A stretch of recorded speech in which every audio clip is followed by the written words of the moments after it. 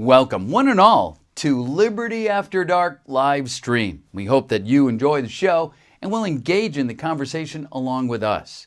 So, without further ado, here's your host, Christian Moore. How's it going, ladies and gentlefish? This needs to go away for a second. As you can see up in the top here, we have what's going on. Making sure everything with the stream looks all right. It looks pretty copacetic.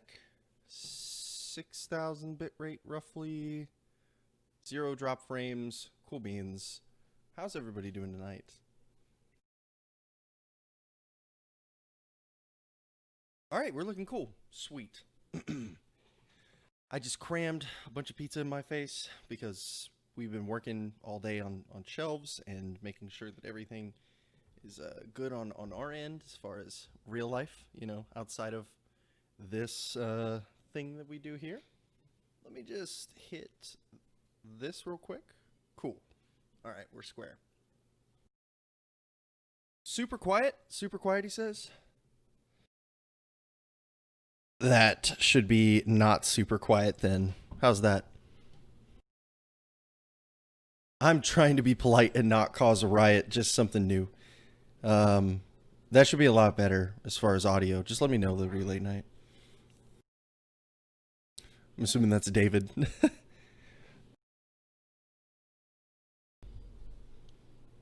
Let's reach over here. Yeah, that's up all the way too. So if that's not it, then I'll have to mess with the gain a little bit. Just let me know if that's better.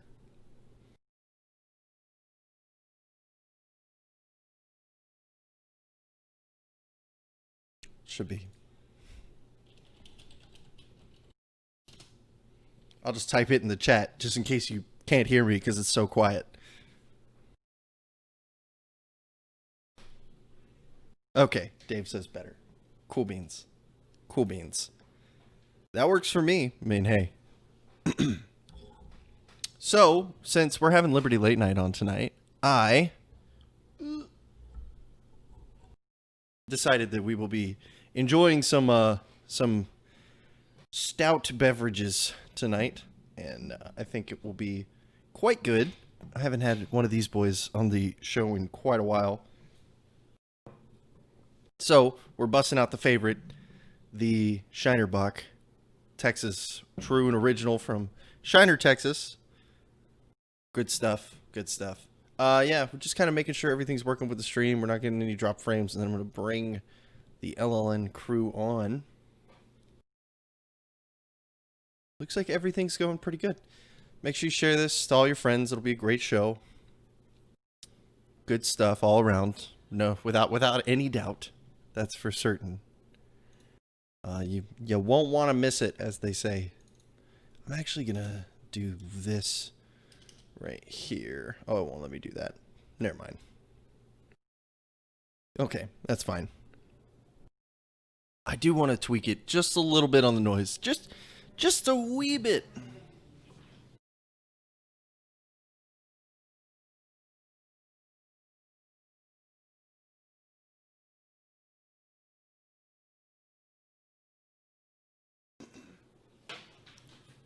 That should be a pretty, not dramatic, but it should be a noticeable difference. So, cool. We're working here. We're cooking with oil. So, cool. Yeah, everything's looking good. No drop frames. Bit rate's looking awesome. Hopefully we can keep that through the entire episode. You never know, man. We're on American internet now. It's not that Korean Godspeed internet we were working with before. Let's go ahead and close that. And we'll minimize this. Yeah, okay, cool. Sweet. So, nothing really, I'm not going to really go into any news or anything. I just wanted to say before we get started that if you, for some reason, have not yet, make sure you go follow the Facebook page, like it, all that stuff, and join the community group. I've been posting stuff in there about future content that I think some of you guys might find interesting. And So if you want to stay up to date on things that are going to be happening in the future, that's the place to be. I post polls, I post ideas, I get the feel for what the community wants. And then from there, we kind of, well, I say I'm going to make a move. We still have yet to do Jeopardy. We will do Jeopardy eventually, I promise. Once I find the time to do Jeopardy, we're going to do Jeopardy. So I will make it work, I promise. Let's go ahead and we'll message the Liberty Late Night peeps, see if they're good to go.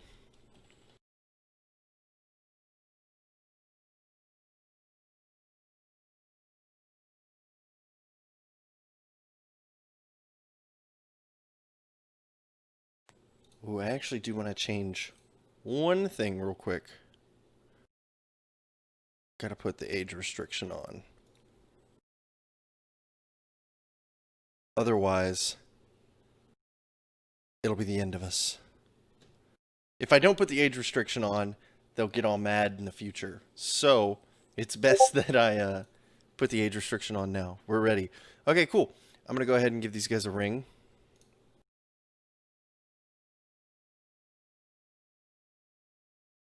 Where's the ring button? I always forget. There it is. Start a video call.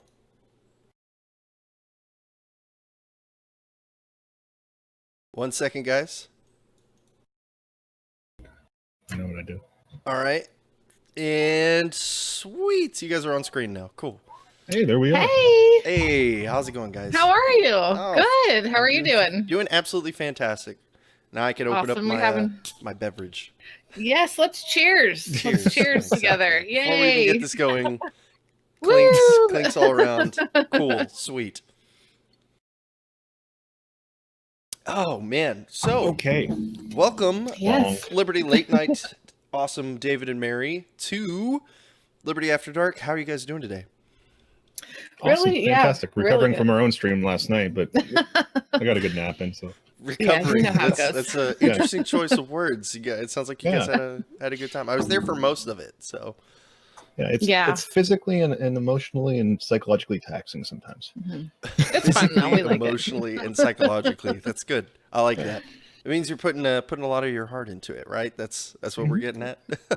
Yeah. Yes, I think that's what it is. That like I give it my all. So we have a good time. So for any of you guys who may not know, who are coming at this in the podcast, I am Christian of Liberty After Dark, and this is the wonderful Dave and Mary of Liberty Late Night. They host the official live stream. The official unofficial or the official? Is it? I think we got the whole official The right now. official Okay. thing, yeah. So the official live stream of the Liberty Memes Network, we'll call it that for the moment. Yeah. That sounds good. Exactly. And so they have been, like I've said before on the show, they were kind of the inspiration for really giving me the kick in the pants to go ahead and start doing this show. So we owe a lot for that reason. But they also offer a unique style of libertarian, anarchist, voluntarist content that is very approachable for people to be able to consume. It's very much it's not, there's no barrier to entry really. And that's a good thing. That's definitely not any sort of a knock to the style of content that they provide. It's not only necessary, I think it's a super beneficial thing for the movement that they exist. How are you guys doing today? Fantastic. Awesome. Thank you so much. Thanks for having us on. Yeah, we're excited. When Dave said Christian wants to know if we'll come on, I'm like, of course. Yeah, he just wanted to make sure we didn't have anything going on. Yeah. And I was like, She no. keeps the We... schedule Oh no, outside of this. We want to make sure that everybody is copacetic before Yeah. I try to be like, I'm just gonna go on Facebook and say they're coming on, and I sure hope they are. Right. You know? Enthusiastically optimistic. Dave Exactly, does there the we go. scheduling for the show, and I do the scheduling for the rest of life. So Yeah. you know, Hey, it works we out though. make a good team. I think it does. It really does.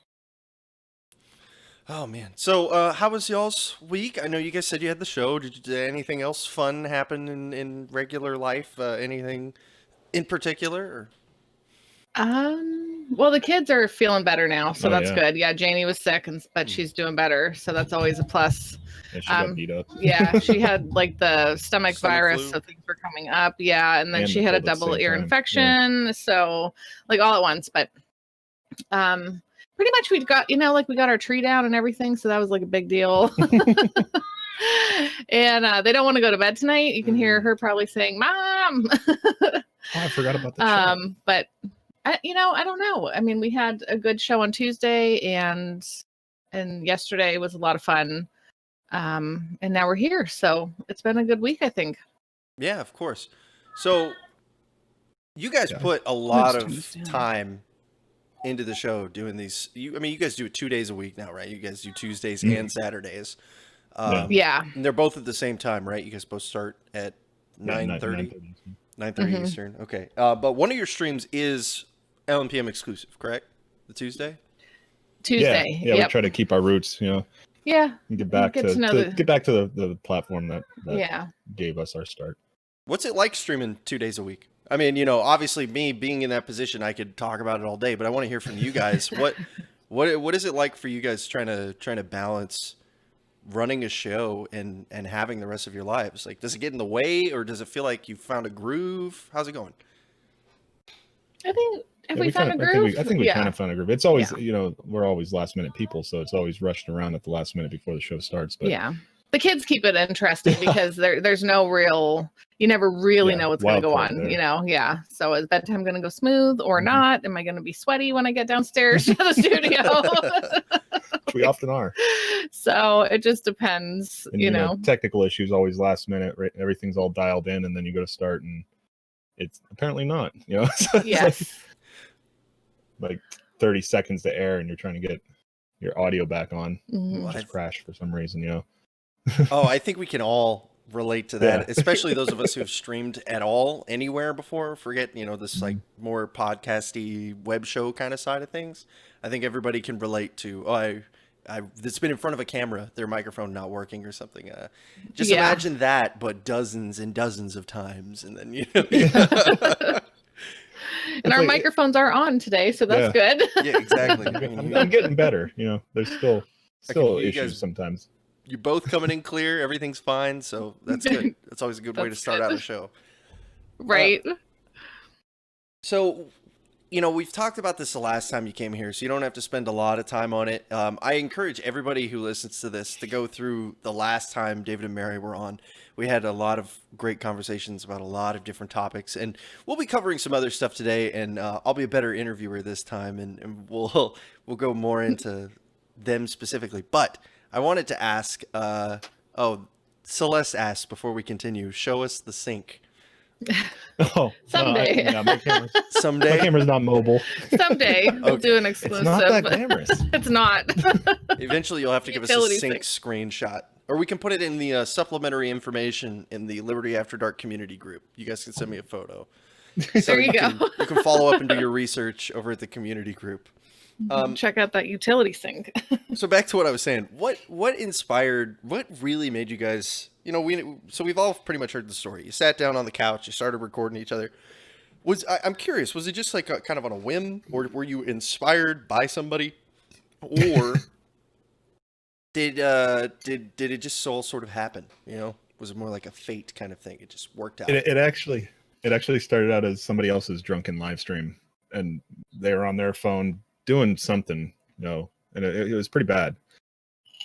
And he's like asking if people want to come on. I don't remember exactly how, but we came on, and it was really addictive, like right away. Like it was like, oh, that was kind of fun, connecting with people, and you could see him, hear him, everything. It was right then. I had never really done the face-to-face, thing like on the phone or the computer. So it was fun. And so we thought, well, what if we just went live again and, see who shows up and just talk to people? And then it just sort of really took off from there. People just wanted to hang out. They wanted to come on. We wanted people to come on. we wanted to get to know the community, which is also why we go back and do the Tuesday show, is because it's growing so much there and there's so many people and I want to get to know them all. And so we have a lot of weeks ahead of us to do that because there's like 1,400 people. No shortage of and members. Zuck tries to keep you in your little circle. So I know there's folks that, I want to get to know all of them. So that's awesome. And correct me if I'm wrong, but you guys technically started on Periscope, right? Oh yeah. Oh yeah. That was just. Yeah, that was years ago. We were basically the same thing. Yeah. Only it was with the rest of the world. We're like, let's go see what happens. And we're just like wandering around our kitchen and stuff and talking. Or just sitting on the couch too, just holding the phone. Same and deal. Yeah. People would pop in, we'd ask them, where are you from? And just. They'd tell us to kiss. And we'd be like, this isn't that kind of stream. Right. Some of them would leave then. Which is fine because I don't want, that's not what we were for. No. But well, that's pretty interesting because there are people who, you guys actually, last time you brought it up, I went and looked at Periscope because I haven't seen or used Periscope in years. Yeah. And I went to look, and there are people who run like sports talk show streams on Periscope. Yeah. So there's an alternate universe where Liberty Late Night exists only on Periscope. So and actually, we did stream on Periscope last night. We didn't have it. I had 0 viewers, but it was out there. Yeah. And how many years ago was that we did that just to be goofy, but something to do after the kids went to bed or something. Yeah. Yeah, kids. It was just fun. I'm sure you'll be able to find that video somewhere over on PDVid. Here in the Oh gosh, I know. I'm like sitting here like kind of nervous that you're gonna be like, and we have clips from No. your Periscope. Oh, I forgot that could exist. Yeah, no clips yet. We'll wait for part 3, then we'll do clips. Okay. Speaking of PDVid, you guys have been having some awesome interviews. So you kind of talked about how it started with hanging out with the community. What really inspired you to go out and seek out more like an interview? There's having a conversation with somebody, but I think having an interview is something a little bit different. So what got you to kind of make that side step into interviewing? It was one of our friends' fans, and he said, hey, you want to talk to my friend who's doing something? Just in general, like what made us want to start interviewing people instead of just talking like we used to? Well, it escalated when I decided to make it a show, and get the studio and the green screen and stuff like that. But I think it was Ben. Oh, it was Ben. Okay, and that's he said, right. my friend's doing something out in Texas, and you guys should talk to him. And that's kind of how it started. It was fun. I had like questions like on a little index card and everything, and I was like, oh my gosh, this is our first like interview. The audio was horrible and all that stuff, but yeah, that was our first interview. And then it wasn't a couple more, and then another one of our friends said, hey, I got Vermin Supreme. I'm like, are you kidding me? Like, because I've been following that guy since for a long time. Whatever, yeah, you have that bumper sticker on your car. Yeah, the old bumper sticker. Kind of neat, It's like now I'm talking to this guy, and then we were just kind of like, who else can we talk to? It felt like anything was possible at that point. Yeah. To me, in my little sphere of who I knew and who I thought was big and. Yeah, and shout out to David Gay too, because he knows a lot of people, and he would say, hey, you should ask so and so. Yeah. Sometimes he would just throw us in a chat with somebody, or other times he would suggest a name, or a lot of times he would just throw us in a chat with somebody and be like, hey, this is so and so, you should be on the show. Yeah, he's ambitious. Yeah. And then I think it just got to where, we've had Larry Sharp on a couple times. I like Larry so much. Yeah, he's very charismatic. And, yeah, he is. He really, really is. He's a great time. He gets me excited about, I don't know, just going out there and doing Chad something, Oh yeah, there's Chad or Ben, Yeah. But it I don't know. It's just, it kind of just got out of hand, It just keeps escalating. Yeah. To where now it's like every Friday we're like, who do we have? Who are we bringing on?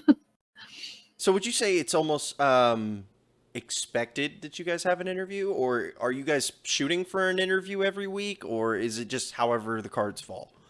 I'm kind of shooting for it, but if we don't, we're not worried about it. We don't sweat it. 'Cause Yeah. I think actually, for viewer counts and stuff like that, I think we actually kind of do better when it's just us sometimes. It depends. Because Yeah. I think what people really like is the interaction, and we're more interactive when we're not focused on a guest, and we can just and the show becomes whoever's in the comment section, Yeah. whatever they're talking about.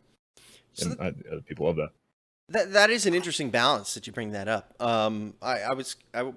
We'll come back to this in a second, but I wanted to, now that you brought that up, as someone who, obviously you guys care about making quality content. Otherwise you wouldn't put so much thought into, well, how can we make sure that we pay attention to both the guest and the comment section? Excuse me. Sorry. Yeah. It's hard to, oh yeah, no, you're good. No. Yeah. What's is that a skill that you feel like, you're getting better at over time? Is it something that you feel like you're being able to pick up? Almost like a multitasking, I guess? I'm trying. You're trying? I'm trying. Yeah. It's hard. And I think we have our jobs, because a lot of times Mary, excuse me, I'm sorry. Mary really has to stay focused on the guests because she carries the conversation. I interject and I chime in every once in a while, but for the most part, she carries the conversation with the guest and a lot of times with the people in the chat. And I'm more, I got to stay focused on is everything still working? Are we still streaming? Yeah, and you look at the chat a lot too. And that is also, I look at the chat a lot and I kind of monitor that, which now that we're spreading out a little bit more seems to be more important because some of the people and the random people that just drop into the chat. Like last night, yeah. And what they'll say, we found out that Twitch is a crazy place. Oh yeah, Twitch is an absolute riot. I mean, I do the same thing. You'll see from time to time, I'll be looking at you guys and I'll be talking, and then I kind of have like a rotation where I look at the chat and then I look at my stream settings and then I look right back at you guys to see if I'm dropping any frames. All right, we're good. We'll come right back. Yes, you're doing the same. And I don't know how you do that. Band. Yeah, I give you props for that. Absolutely, because there's no way I would get this thing up and running ever. That's the thing. Still be on the phone. I feel like I miss a lot more comments than you guys do, which is why, I wouldn't. I mean, obviously, especially when it's just me, it's a lot easier to interact with the comments. I just kind of can keep my eyes glued to there while I talk. But even then, right. I mean, I'll get on some kind of tirade and I'll miss stuff. But you guys do a really good job of making sure that you stay on top of, like, entire conversations have been had through, your comment sections and multiple sometimes at the same time, and you'll jump between them. But it works, it's got that very homely vibe. It's like a Thanksgiving table where there's multiple conversations going on, but everybody's still kind of talking together. Yeah. Yep. I think we were a good home for antisocial people that still want to be kind of around people. It's like they're not going out, they don't want to, be in crowds and stuff like that, but they can come here and at least watch social interaction or, be a part of it a little bit. Yeah. That's fun. Lyle's got it right here. He's got it down. He says, look at guests, look at chat, ignore Lyle's comments, look back at guests. I do it every time. I say, oh, who said so? Oh, it's Lyle. Okay. And I just go right back to I'm just kidding, man. Thanks for being on here. Yeah, we love Lyle. Yeah. Oh. Are you gonna try to play a thing, Dave? Oh, Dave wants to try to play a thing. Oh, I don't know if it's not playing. It's okay. Oh, it did come through. It did. Oh. Hi, Lyle. LLN lets me socialize without wearing pants. I think that's probably, you guys should make that into a logo, like business Oh cards. my gosh. The next t-shirt. LLN lets me socialize without wearing pants. I'd wear that shirt. I love it. Oh, man. Oh, and you never know if we're wearing pants, but usually we are. I mean, all the time. Am I wearing pants? Who knows? I mean, I've been on your show shirtless before, so like, who knows? That's true. Yeah. It's tightened up a little bit. It used to be really wild. I remember like one of our friends that would come on a lot was the whole reason I had the standby. Because he'd go to the bathroom all the because time. we'd just be talking to him, and suddenly I'm hearing him go pee. And I'm like, dude, don't stream on my stream. Stream on my stream. I like that. Yeah. So I had a little standby with the music and everything. That's when I started that. Yeah. And then I've always been into the gimmicks, the little buttons and videos and sound effects and stuff. I have my Stream Deck, but I always feel like I'm trying so hard to keep the pace moving that I never really have time to use it. And the one time this is back when I was on Facebook, but the one time I ever used it, I made an entire SpongeBob edit with my face on it, and it was like him watching the scene where the sea anemone is dancing on the TV, and Gary comes in and he goes, Gary. Well, it's my face, and it's like someone asked me in the comments. They were like, "Should Donald Trump be impeached?" And I was like, "Impeachment." Yes, and then it stops and he goes, Gary, and he changes the channel. But there's obviously a lot more to that sentence, but I cut myself off on purpose. But I got flagged on Facebook for that, and the video got taken down. So I hate that. For SpongeBob, Really? Yeah, I can see that. Facebook They're getting so bad. YouTube just demonetizes me. I don't care about making money on YouTube. This is just here for people to view it. But play the video, that day that Facebook killed our Democratic debates live stream, I never went back. You were angry. Yeah, you did not go back. You didn't. Never went back. You're like, that is it. So I said, when you start out streaming on Facebook, it's like starting the game on like hard mode, you know? Yeah, I know, right? Jeez. It's like heavier. It's more constrictive. One hit kills. All the reach. Just laggy. Yeah. The algorithms. Yes. Yeah. It is rough. I miss playing the commercials and stuff though. Because you can do that on Facebook. Yeah, we would play old commercials and just funny stuff, and I haven't gotten in trouble for that on YouTube yet. Yeah. That one seems to be okay. If it's old enough, you can get away with it. Out. Yeah, like old Folgers, from like 1983, and even some Z Frank stuff too. Didn't we play? Oh his, yeah, we got in Thanksgiving trouble for that. Oh, did we? Okay, never mind. I think I played just a YouTube video or some video that. Yeah, you can't play YouTube videos on YouTube. No, not on YouTube. They're pretty good about checking their own algorithms, which whatever. Yeah. If I make an edited video, I better not get flagged in your copyright system for making a meme. Yeah, that's all I'm saying. Yeah. You're making it your own. Exactly. That's garbage. Yeah. Oh, geez. Bad. So you guys have branched out. You guys are streaming to what, 4 different platforms now? Yeah, that's what I did last night. That was just last night. Was our first try with that. I think I'm going to do it. Twitch is nice because it's really easy to ban people. Mm-hmm. I haven't figured out YouTube yet. That caught me off guard though, because I look over at the comments and I'm just trying to talk about stuff, and I see this person dropping all kinds of language, which I don't mind swearing at all, but I mean there were some things. It was just like purposely trying to be an edge. Yeah, and I was like, okay, like I don't want that associated with me. So I just kept talking while Dave figured out how to ban the person. So. And in retrospect, I'm like, I could have just taken the chat off the screen for a minute. It didn't even occur to me. I could just click the little eyeball, gone. Yeah. Oh yeah, right here. Look, see, I'll make you guys disappear. No, I'm just playing. No. You guys can hear their voice, but you have why to not watch keep doing me. that? Yeah. Yes. Look at me. Don't look at them. So you guys enjoy Twitch. So obviously I think your biggest platforms are Facebook and YouTube, right?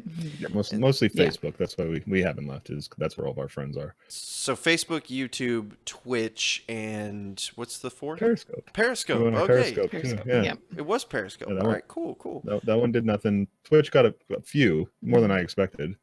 But then we got a lot on YouTube last night. That was kind of nice. Yeah, it was. Yep. Are you guys more worried people about are kind of migrating? Being banned on Twitch or anything? You guys worried about that? Because I know they get pretty strong if there's any kind of political anything going on, really. So. Oh, I heard that. I forgot all about that. Yeah, it didn't occur to me, and I don't have much anything there, so we'll do what we do on there, and if it doesn't work out, it doesn't work out. Yeah, not like there's much to. I can see that. Yeah, it's like a very low risk, high potential reward exposing new people to your. Yeah. And then maybe they would find us on Facebook or YouTube, and it's on a different platform if we can't be on Twitch anymore. So. Yeah, I mean, it's crazy how sometimes some of those things work out. You never know. Some of your most loyal fans might come from an accidental link posting somewhere else. So. Right, you never know. Yeah, well, that's what.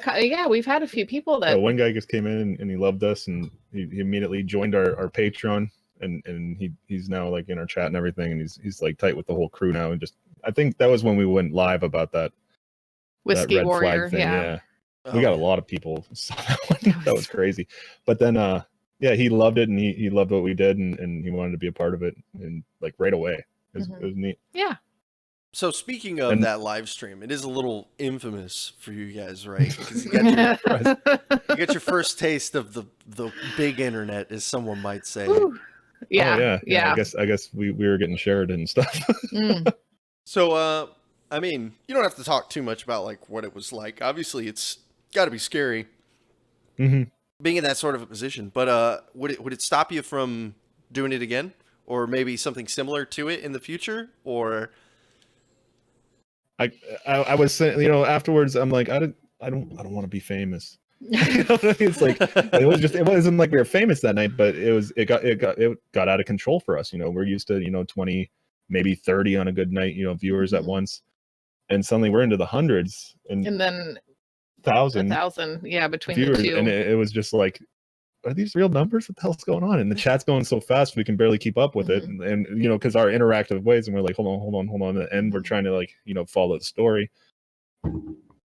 One thing I think we learned is that coming at it, we believed the story, Yeah. but I don't think you can I think if we ever do should that have been a again, little we more should have been a little more objective objective. Yeah. hey, But and I don't know. I mean, we got doxxed. I don't know who did that. Some people said, "Oh, there's feds in there," and in the chat. There was a lot of chat, and it got us all freaked out. Yeah. More freaked out than I think it was necessary. sorry, the mascot is trying to get in, so he's whining it's at the door fine. right now. So let me go get the mascot real quick. Yeah, Every show he does this. this is great. Come on, buddy. There we go. Oh, hi, Pupper. Oh, he said hi.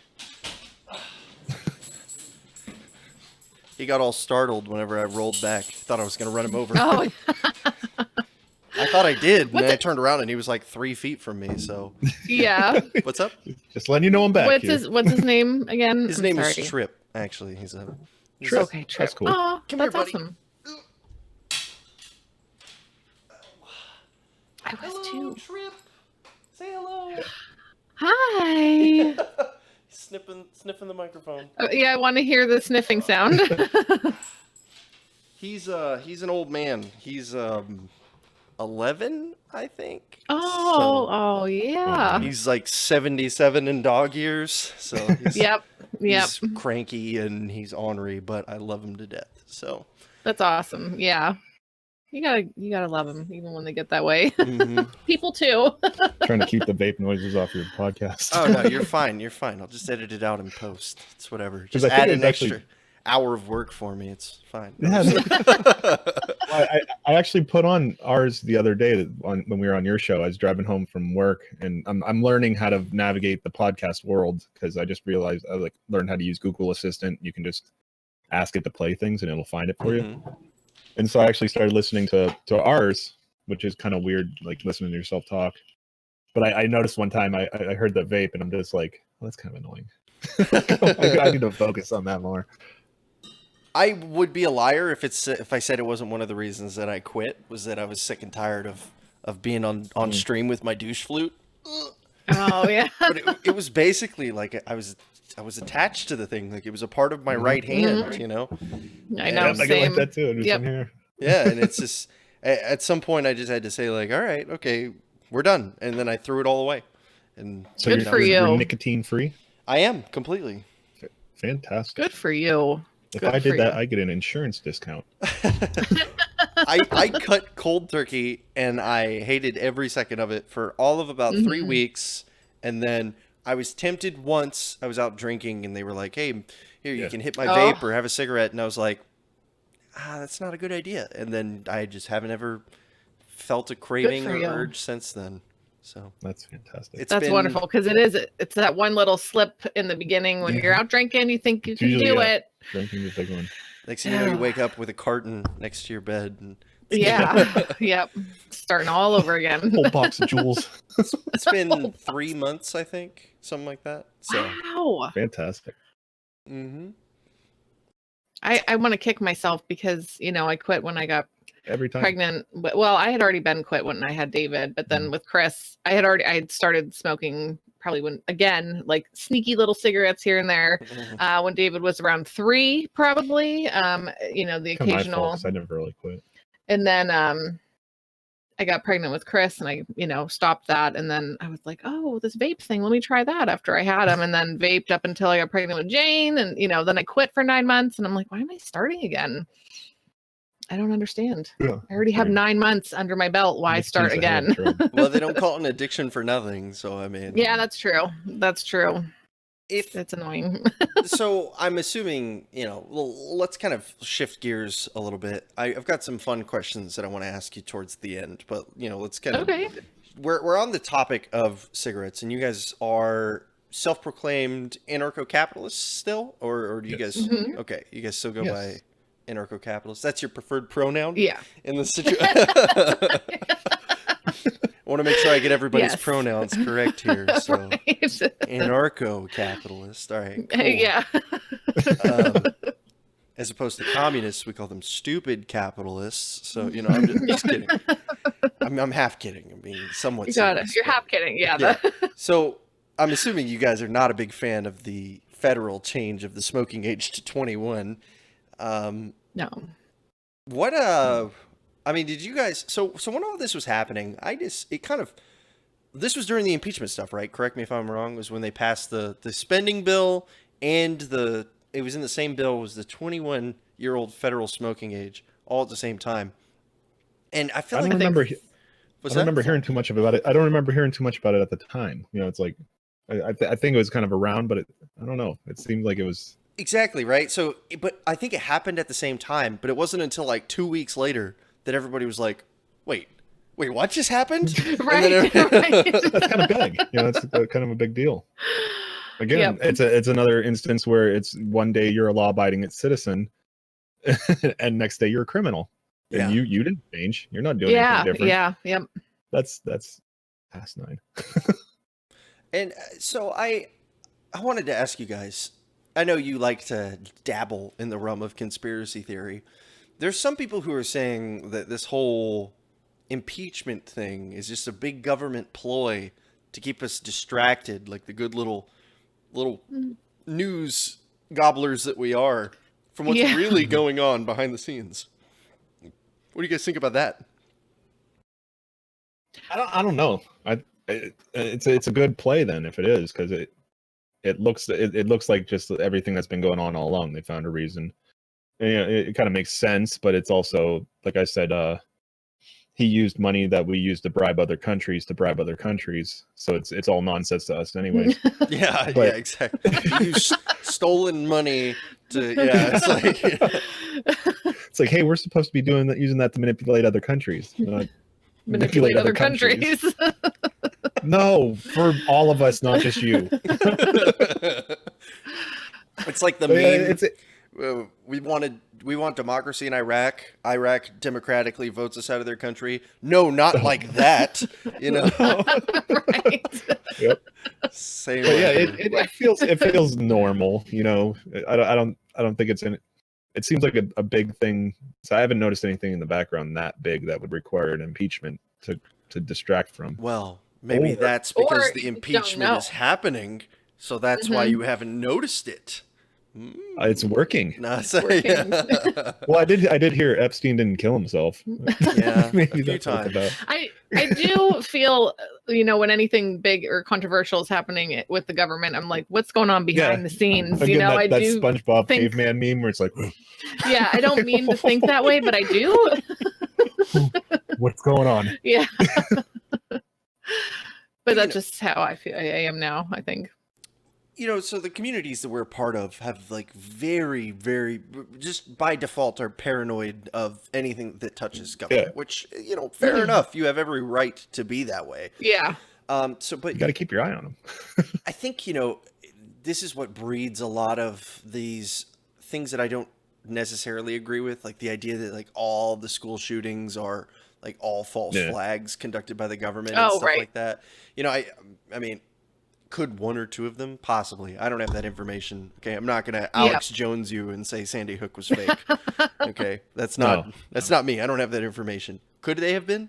I guess. That's as far as I'm touching that. And anything's possible. Anything's possible. But that's as far as I go with anything.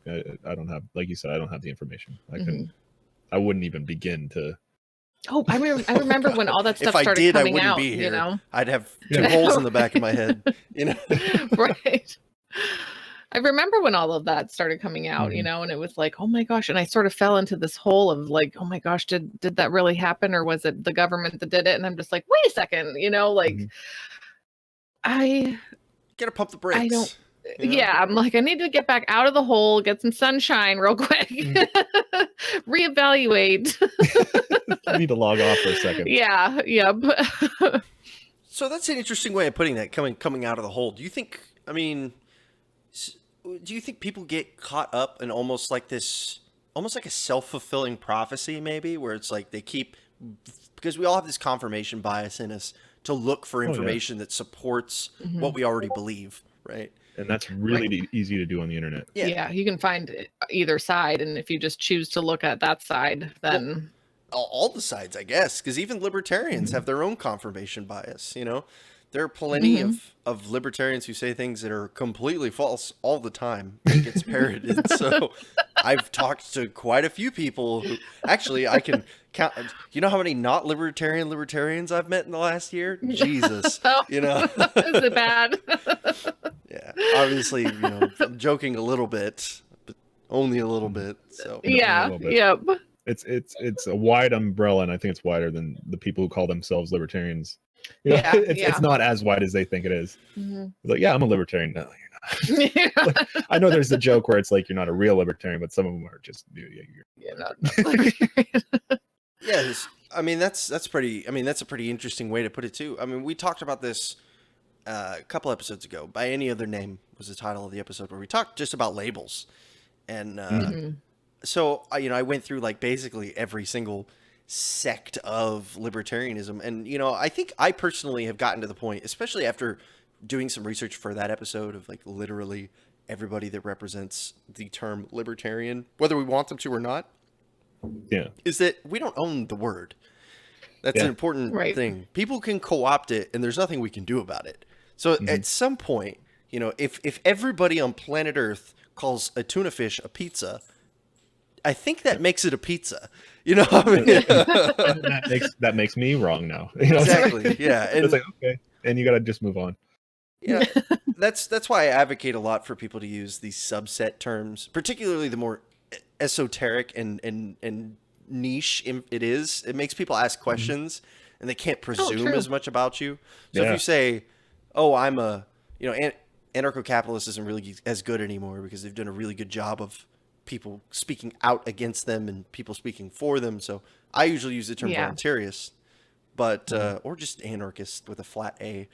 And but when you use libertarian, I think we really are. I mean, you just have to accept the fact that you're associating yourself with every other person who calls themselves that, because whether you want to be associated with them or not, that's not what matters. You have to ask, who would other people associate me with? Because it doesn't matter what you think when it comes down to it. Yeah, that's not what groups are for. Groups are not for you to say like, oh, I'm a part of this group. If nobody else thinks you are, then it doesn't matter. right. I can say I'm the quarterback for the New England Patriots, but until I become the quarterback for the New England Patriots, nobody cares. Yeah, they're just not inviting me to anything. I don't understand it. Yeah, I'm fourth. I don't even play the bench. I'm the couch. So I don't even watch the games. That's how good of a Oh, that's great. So I personally have tried to back off a little bit on being so toxic about the whole like, oh, you're not a real libertarian thing. Obviously, if someone says something that I disagree with, I'm gonna educate them, as some people would say, as professionally and nice as they would allow me to do so. But what do you guys think? Do you think there's, because this is a big debate inside the libertarian community, is there too much purity checking? Is there not enough? Is there a balance? Does it matter? I mean, there's always, we're the most, I think, debating philosophy, against each other, against everybody else. We're always questioning everybody's, are you principled enough? The whole thing, Yeah. checking to see if they're real libertarians. But I don't know. I like it. I think it's necessary. I don't think we should be all inclusive, because there's basics, and I guess as long as you adhere to the basics, and then you can have like there's a lot of gray areas. Do you mind if I ask what the basics are? The nap, mostly. The nap. Don't hurt people. Don't take their stuff. Mm-hmm. And then once you try to apply that to different situations, like we've done before, sometimes it gets hard to apply it. Where it's like you disagree on other things other than like you agree on the nap, but you disagree on the definitions of other things, like people get into abortion and stuff like that, and what's a person, and that's that's that gray area there. And you can't say I think we're pretty, even though we battle each other tooth and nail, we accept that there's still the other side is still libertarian. We just have different beliefs on the definition of. Yeah. I think we both know people who would disagree with that idea. But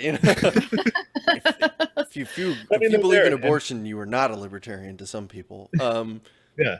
But that's kind of what I was talking. I mean, everybody has their own threshold, I guess. I've gotten a lot more lenient because I don't really directly associate with the term anymore. I associate with the ideology. I don't associate with the group, is what I say. Right. Yeah. I mean, libertarianism, the ideology rocks. It's pretty much changed my life. Libertarians, the people, have also, but maybe not in the exact same awesome way. Right. They're the worst. Not all of them, though. I mean, you guys are great. Most of the people in the chat are great. There's one of you. You get to figure out who. No, you get to guess which one. Yeah. Yeah, we actually got one of those, and he's really, like, he started out kind of annoying, but I think he really enjoys the show. Ninja Cat. And he's straight up communist. Straight up communist, but he's still there, and he'll say like, "Oh, I agree with that. I agree with that," but he doesn't agree with that, Yeah. So, but he's still there, and I think did he come in to troll, and then we're just like, okay, wait a second, like, I told him I was going to ban him. I told him I'm trying to figure out how to ban you, and he chilled out and he hung out, and it's been great. Yeah. And I think that might be like our calling in this whole libertarian thing is kill him with kindness and just kind of be the example. And we don't like harp on, I don't feel like we harp on like, what we believe, but it just comes out in conversation. Mm-hmm. It's like, oh, that's wrong, that's right, that's wrong. It's like, I don't like debating, but I'll just this is how we feel about something. Yeah. It's like, oh, that's theft. No, that's private property's fine. Stuff like that. Yeah. Not like I'm going to debate you why and why not. I'm just going to say it is, and then we're going to move on and continue having a good time. Yeah. Do you think there's a difference between like a debate and like just having a conversation where you disagree with the person? Because I feel like the two are getting lost in just human rhetoric. I think they're getting kind of blended. I can see it. But I mean, to me, I guess a debate feels like somebody has to win. Yeah, like there needs to be. I don't know. Just the image that it gives me in my mind is a debate where it's not a conversation. It's stating facts that this is what I believe, and but it doesn't seem like there is. You can't. I don't know how the words I'm trying to use right now, but it doesn't seem. Yeah, it seems structured. Like, and we're in a conversation. It seems that they might be more open to listening, or you might be more open to listening. But when you're in a debate, you're just debating, and these are the facts, and this is what I think, and I'm thinking of the next thing without listening to you. I'm just ready to say my next key term or point, and not try to see your side at all.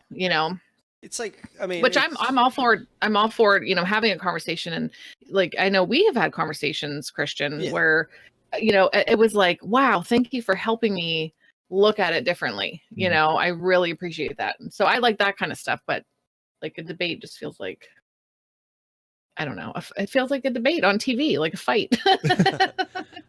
Well, I think there's a couple different. So. Just to give my 2 cents on the idea, I've never really. Are you going to debate me about this? No, not really. I'm kidding. I'm joking. Yeah, there's a big So first off, political debates don't help anything because the debates that do get shown are not debates. They're just ad hominem contests where you just insult the other person into winning or coming out on top. God, we've watched enough Democratic debates together. Yeah. The best moments are when they burn each other the hardest. So, you know. Entertaining. Yeah. And if you watch like collegiate debates, they're so, I mean, it's like you said, like they both come with pre-prepared bullet points and they just see which ones line up with what the other person said so they can counterpoint them.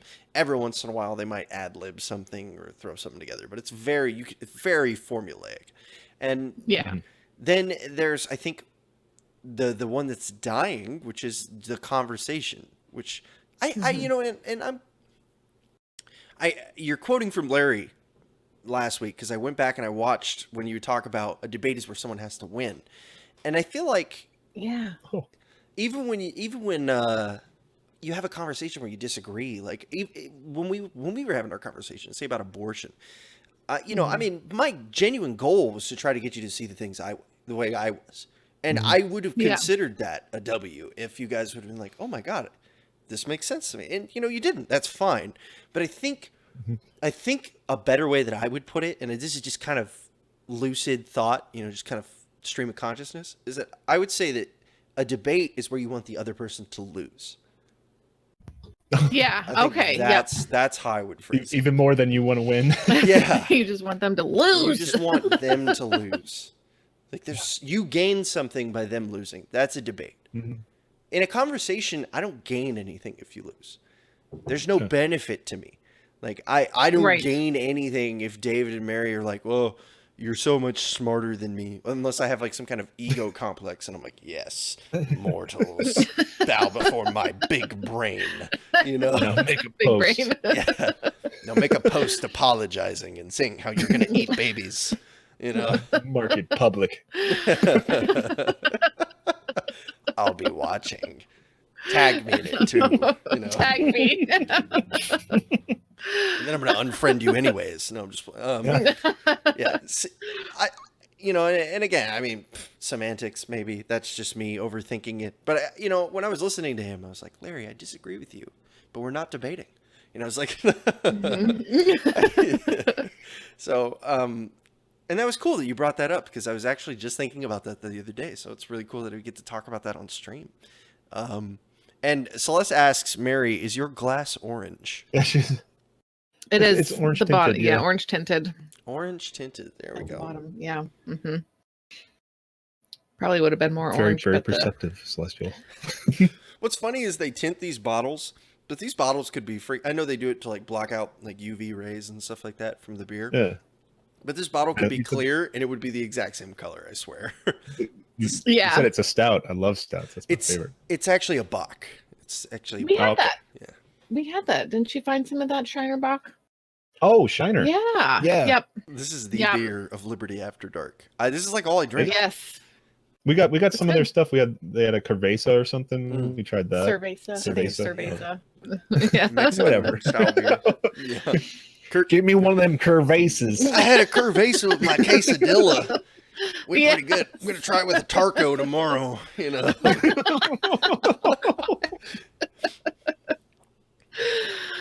Oh man. Tarco. No, I have to wash your mouth out after using Yeah, that. just throw random R's in there. Oh man. Oh, that's good. If there was one thing you could change about the entire world, and not, you know, I mean, actually, I don't care. I want to see how you run with this. If there's one thing you could change about the entire world, pick anything tomorrow, what would it be? Take your time. Wow. We're not in a rush. Yeah. Yeah. Broad. Wow. One thing about the entire world. Would you dismantle the government? Would you educate everybody on volunteerism, or would you give yourself $1 trillion? I think these are all fair. You know. Wow. Yeah. Oh my. No, I it'd be way too much pressure. Too much. $1 trillion? Yeah. I think you could pay for your pressure to go away at that point. I'm gonna have $1 trillion and nobody's gonna know about it. Yeah. I'm gonna hire Jeff Bezos to do it all for me. Oh man, that's a good question.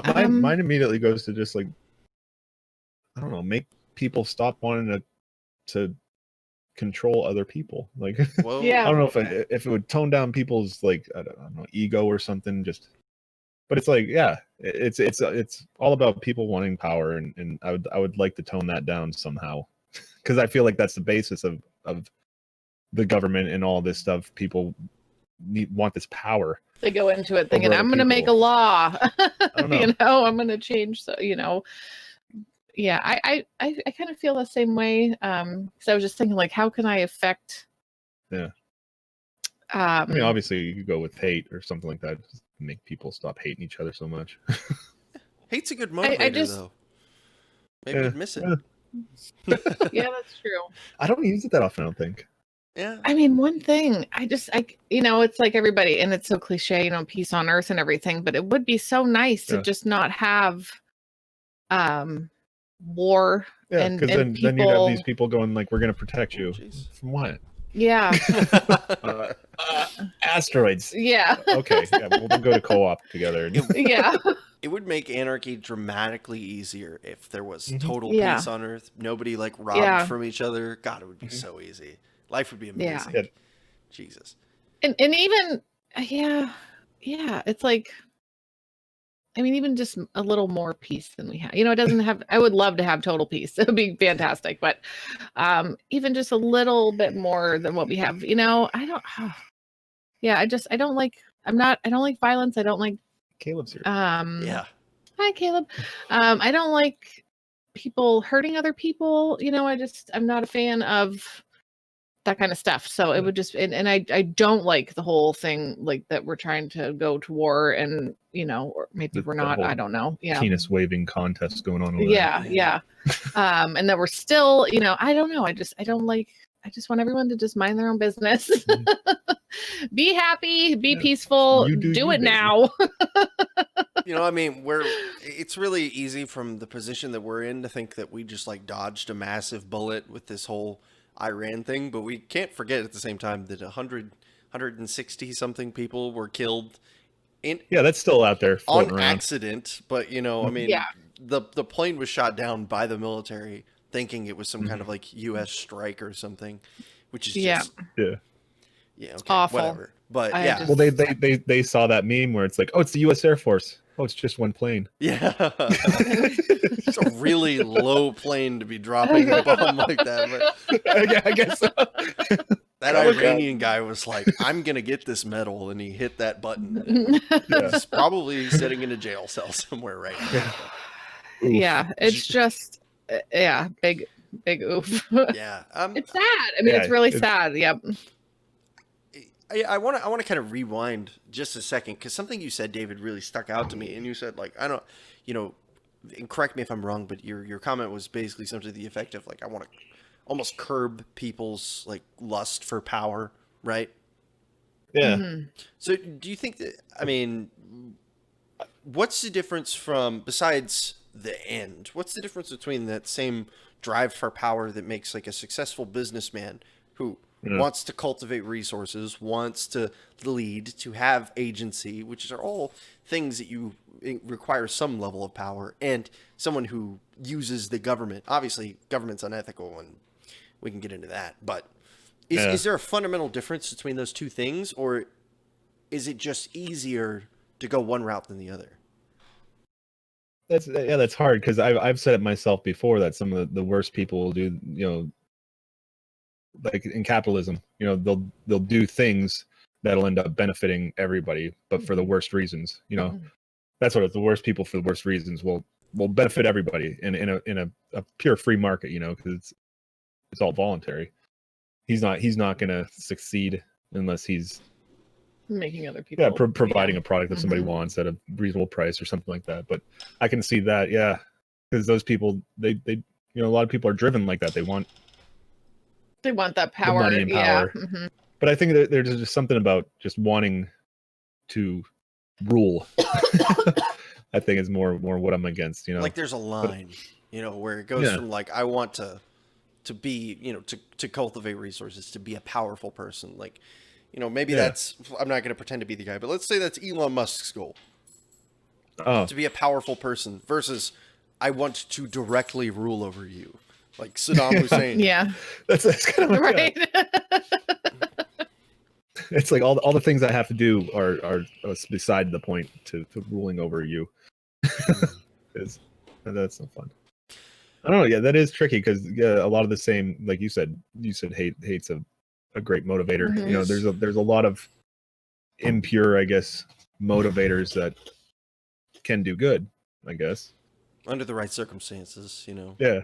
Yeah. Well, there was this, there's a pretty, a lot of socialists like to bring up this, and it's like, oh, 1 out of every 3 CEOs is a sadomasochist or a sadist or a sociopath or any of these other mental disorders that makes you like a person who's not very, or a narcissist or something like that.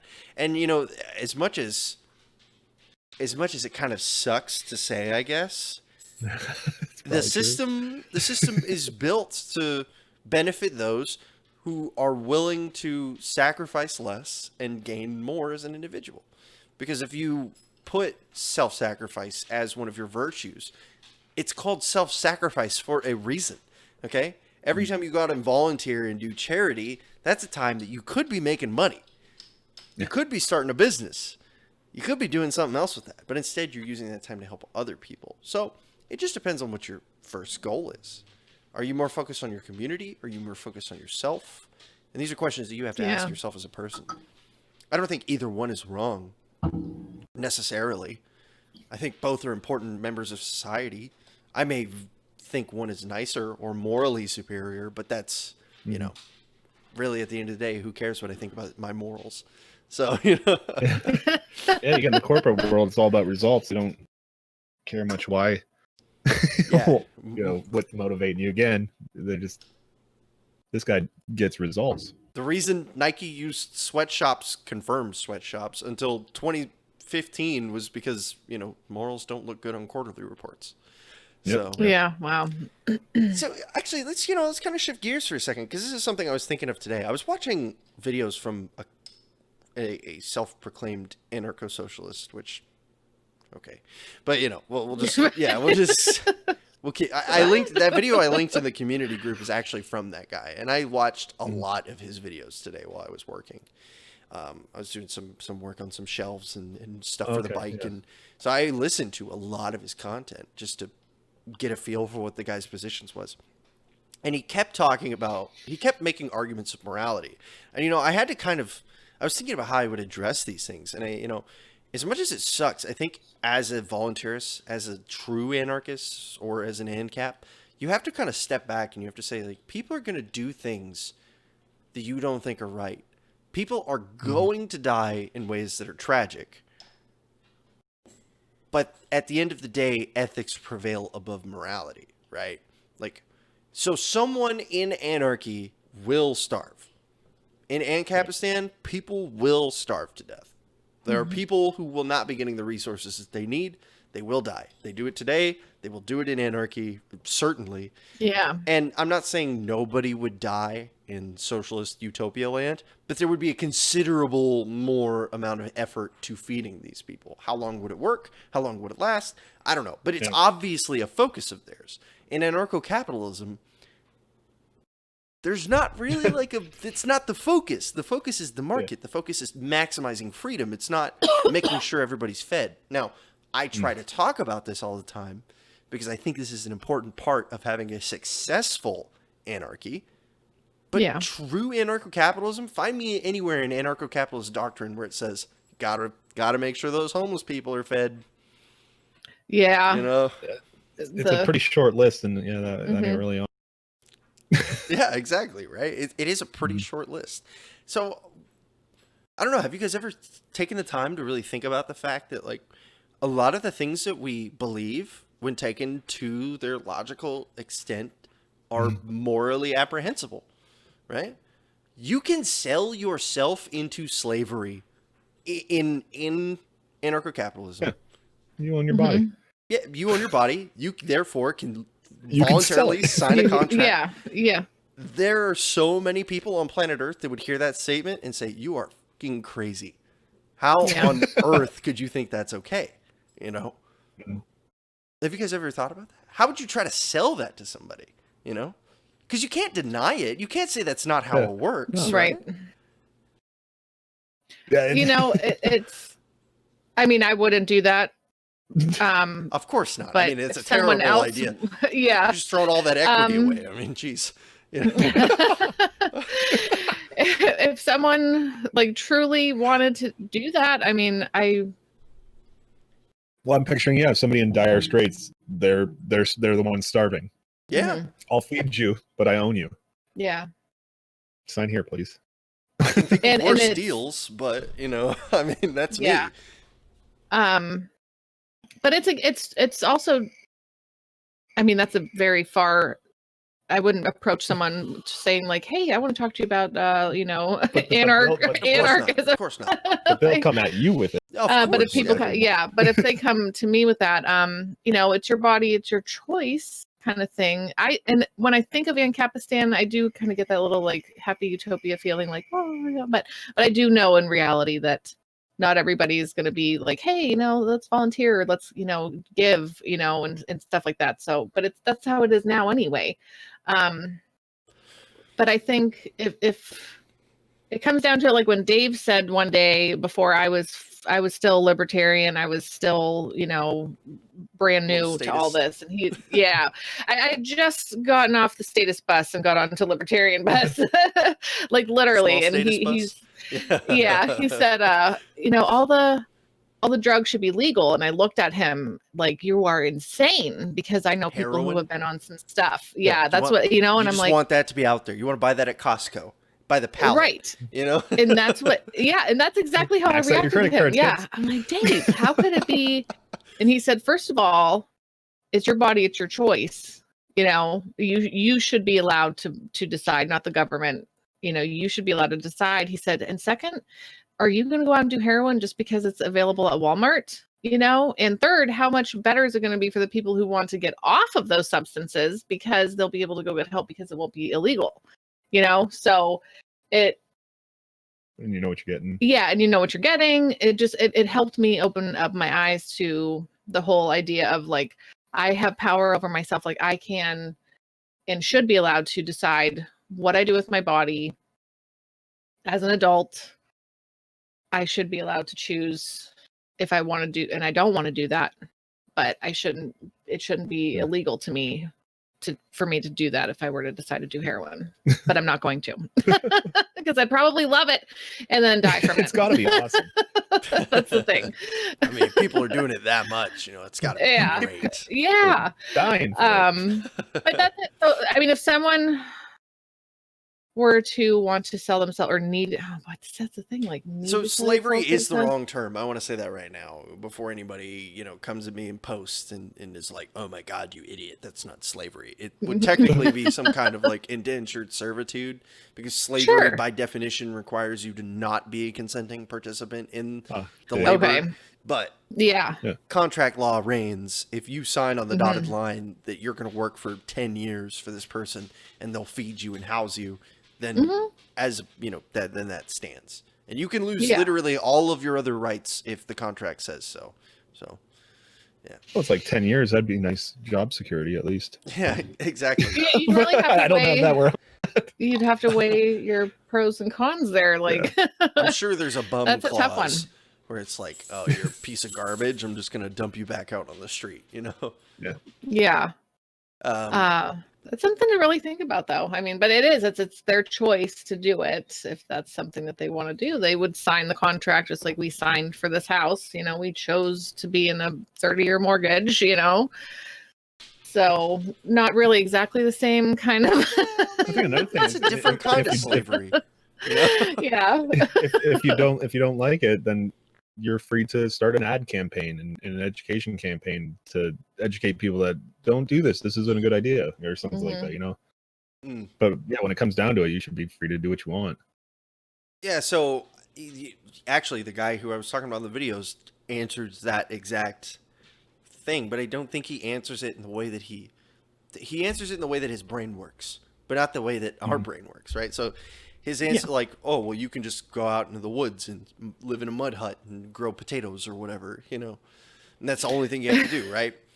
True, that's an answer, right? But like, what about the people who don't live in climates to where you can go build mud huts and grow potatoes? Like they live in a desert, and then you just kind of have to say, well then they die. And to him, his brain is like that does not compute. Like that's not an acceptable. That's not an option. That's not an option. Like, well then they die is not an option. And it's just such a cliche thing to say, but like.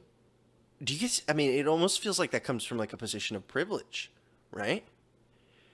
Just think about it. In the 21st century, like we have this such an abundance of access to resources and to the things that perpetuate life that we just like expect them.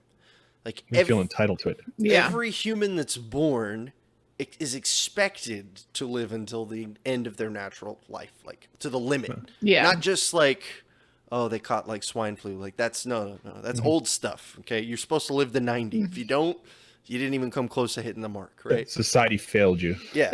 In some way. Somehow. So. Yeah. And that's a relatively new thing. Exactly. Right. Back not that far. If you go back to the 1900s, you were just happy that your baby didn't die when he was born, you know? Yes. The way I that you didn't die giving birth. Or that too.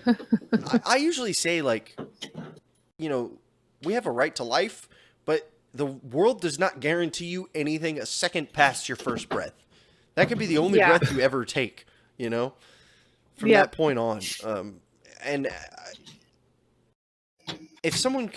there's compassion is, I think, the thing that, and as much as I hate to say this, there is no room for compassion in anarcho-capitalism because compassion is not an ethic by which to govern people.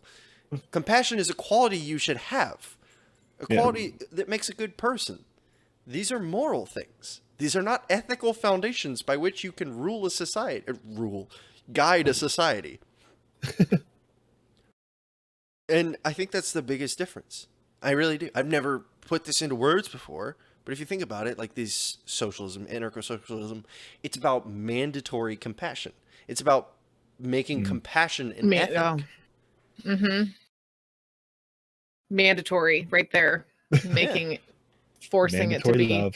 Yeah. Exactly. Mandatory love. It's an interesting way of thinking about it. I mean, this is all just kind of, again, stream of consciousness, just us talking. Sounds like slang for rape. Yeah. Oh, man. Mandatory love, rip.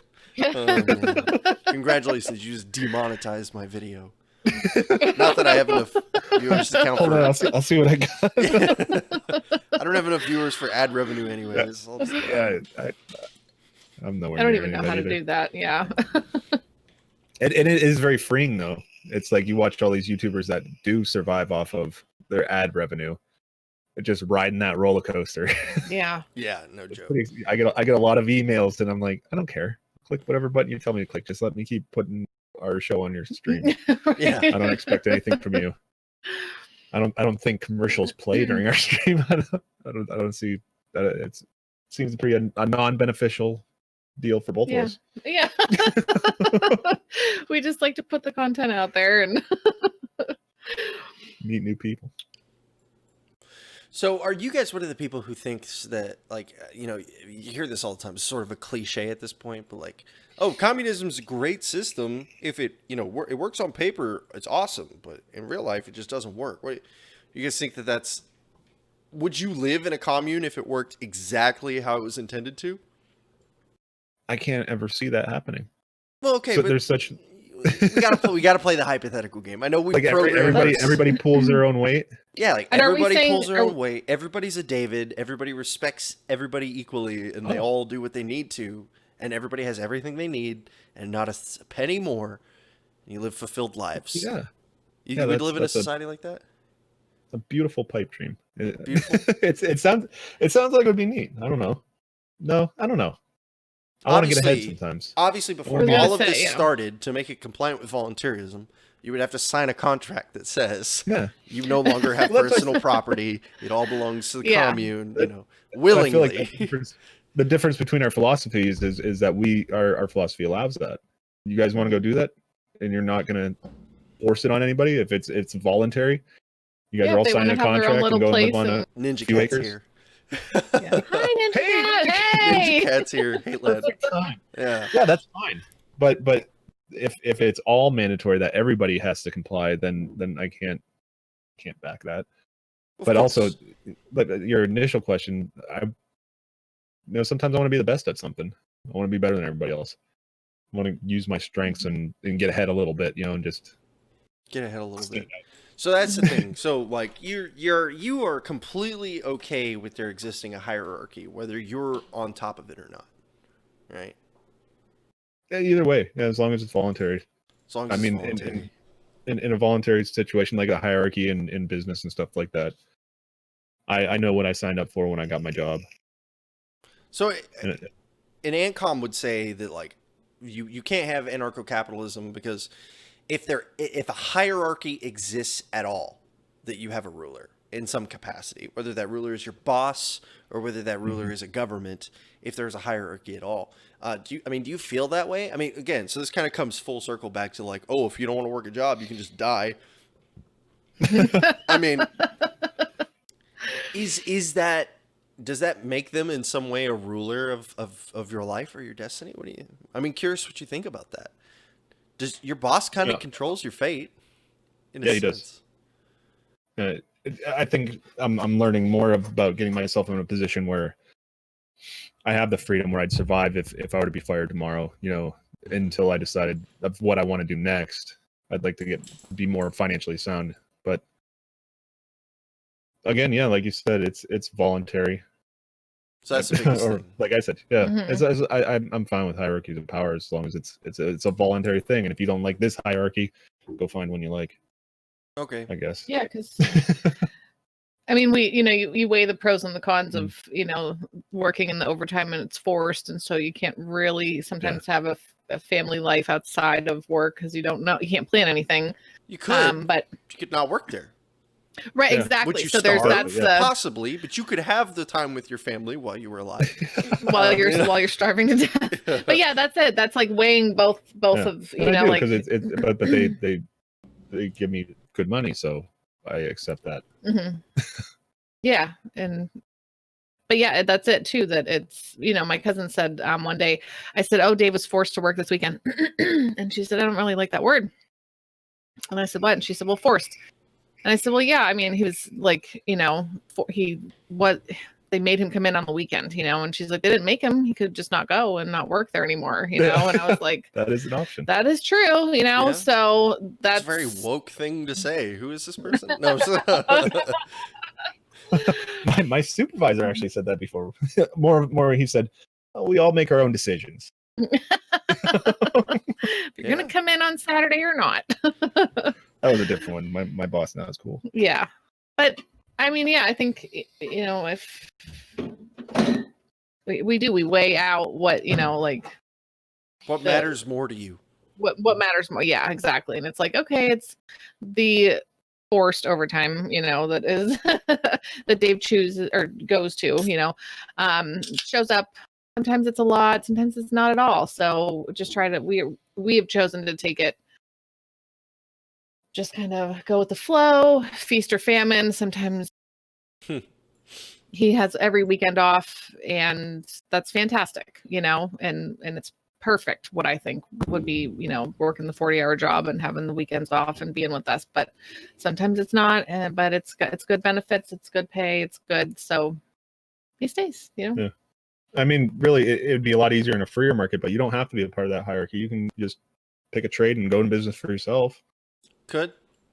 Whatever you want to do. It's a little trickier with regulations and everything you deal with, but you have to remember these are all coming from privileged positions of us living in a first world country.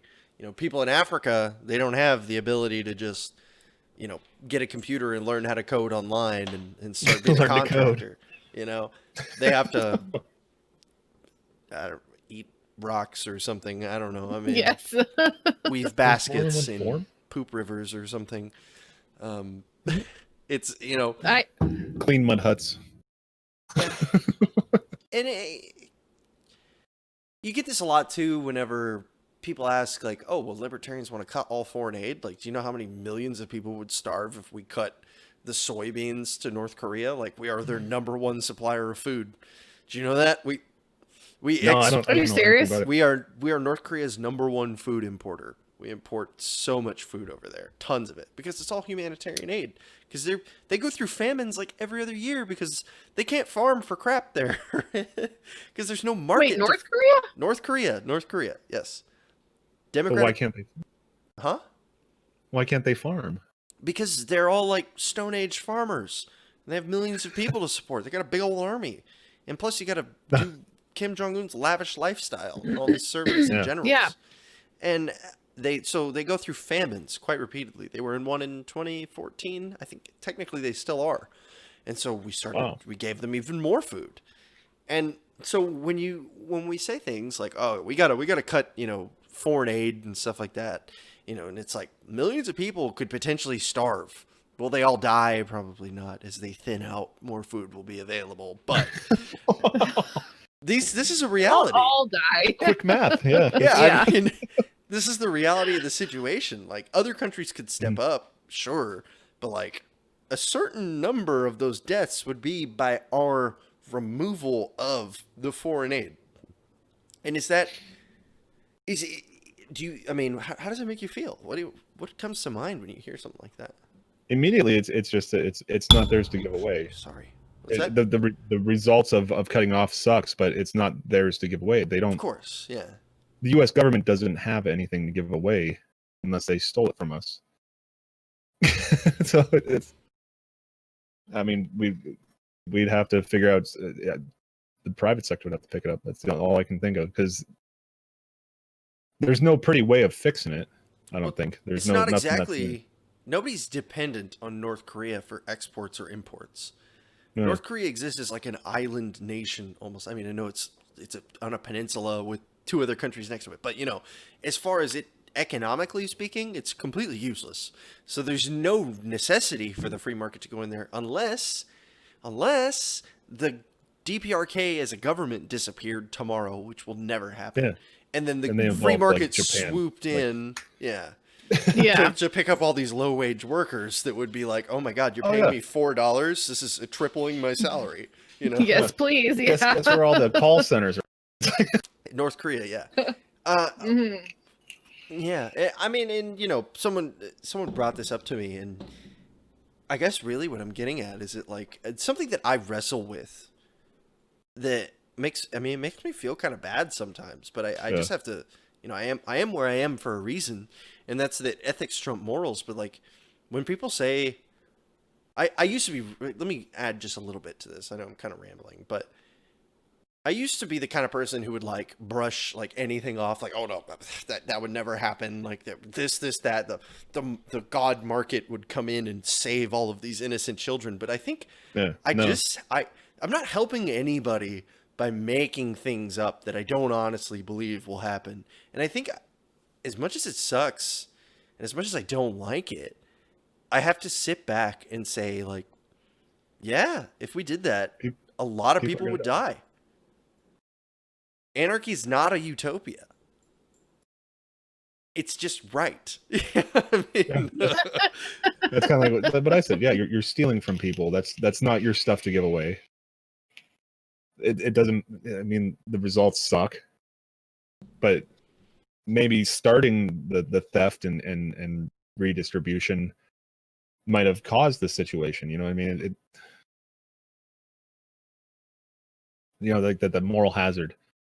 yeah. When we you don't feed the bears, because Wow. then they don't learn they don't learn to eat on their own.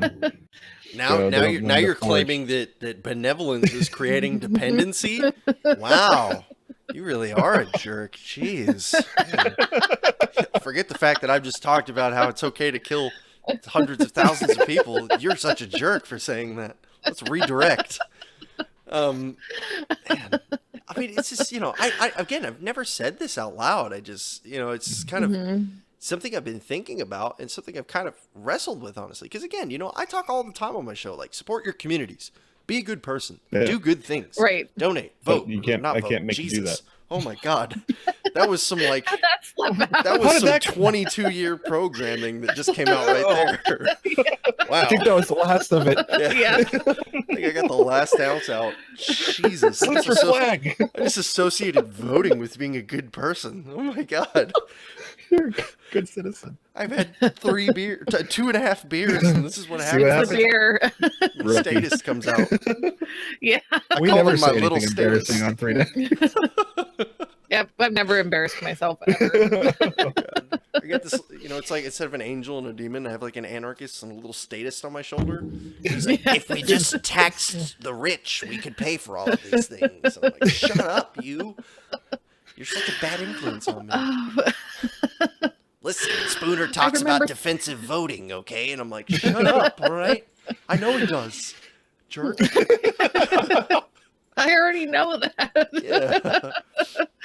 Just making things harder. It's funny. Yeah. I remember thinking that way, though, in my mind. Like, if they just tax the rich people more, they have more money. They should be taxed more. And it's just I was a good neocon, okay? So I thought all the corporations, they just needed tax-free status and should all monopolize because that's obviously the best thing for the market. Like a good neocon, neocon. Set up some regulations that really protect them. Yeah, exactly. Like we got a small business. No, it should just be Starbucks, Burger King, McDonald's, Walmart, Target, Sears on every street. The regulations will protect them and keep them in line. Exactly. Yeah. Yes. And only American cars. We should have protectionist trade policies. Oh, dude, I was a horrible neocon. Ugh. I didn't get that deep into it. I was just a Christian conservative, and I didn't know what I believed. I was just pretty much rooting for the team. I got Rooting for the team. I was interested in politics at a really young age because it was something I was surrounded in by my family. So, one of these nature versus nurture kind of things. I think I was definitely nurtured into politics. But my mom wasn't very big on it.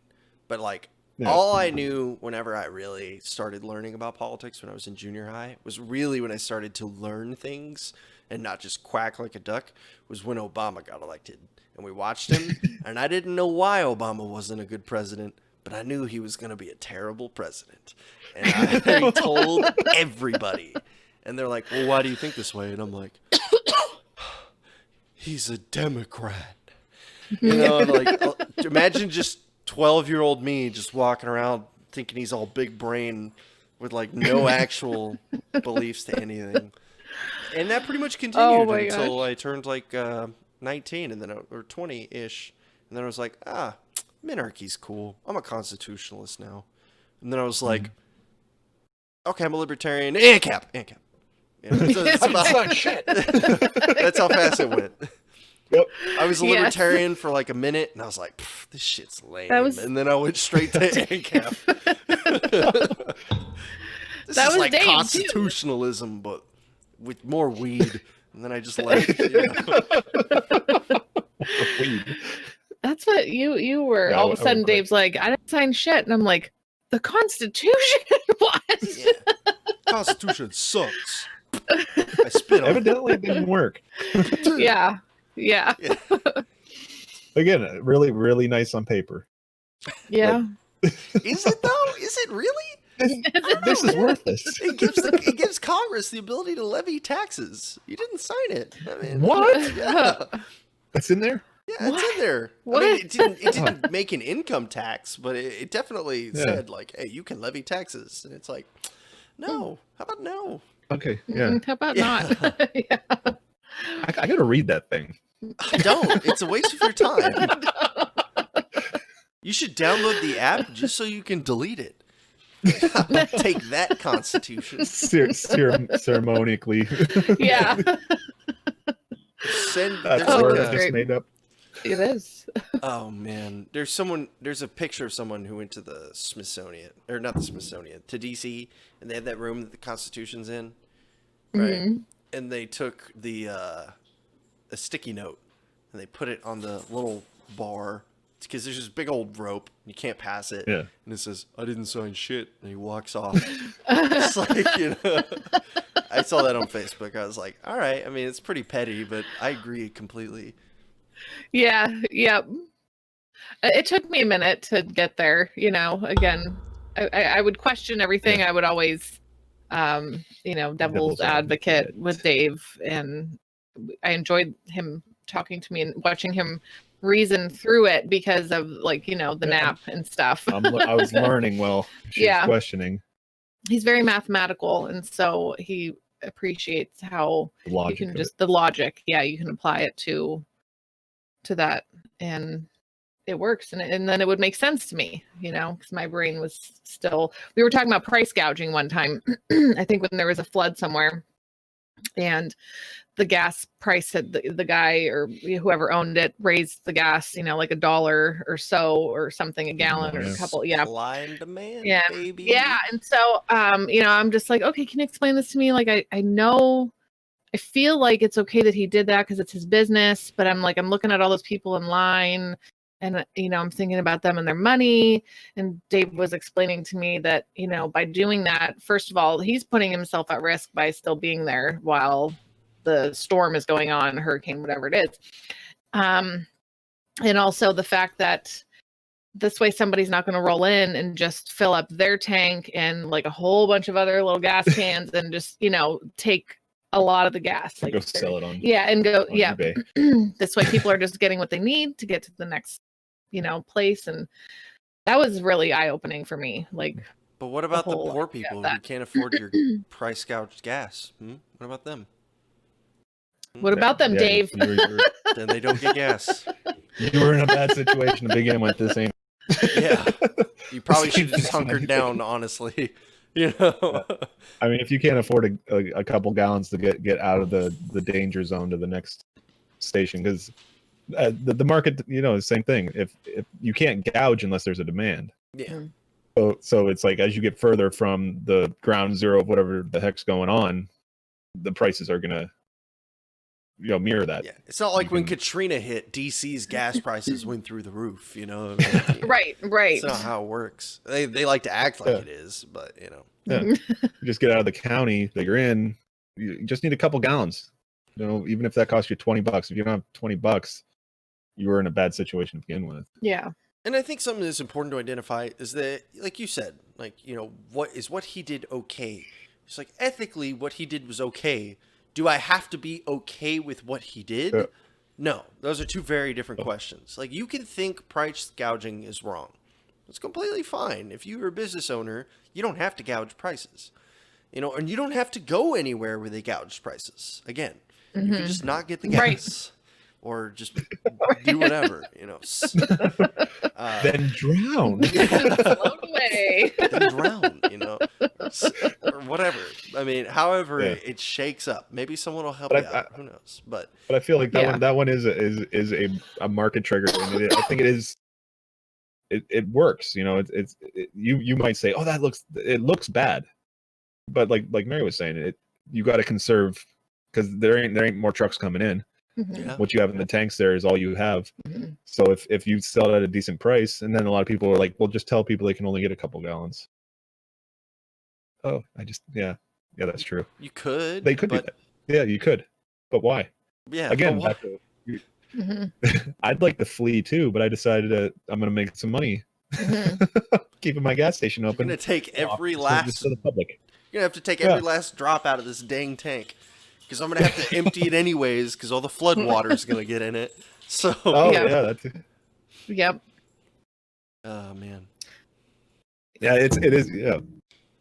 There's no perfect answer because we live a human life on Earth and we're all dying. But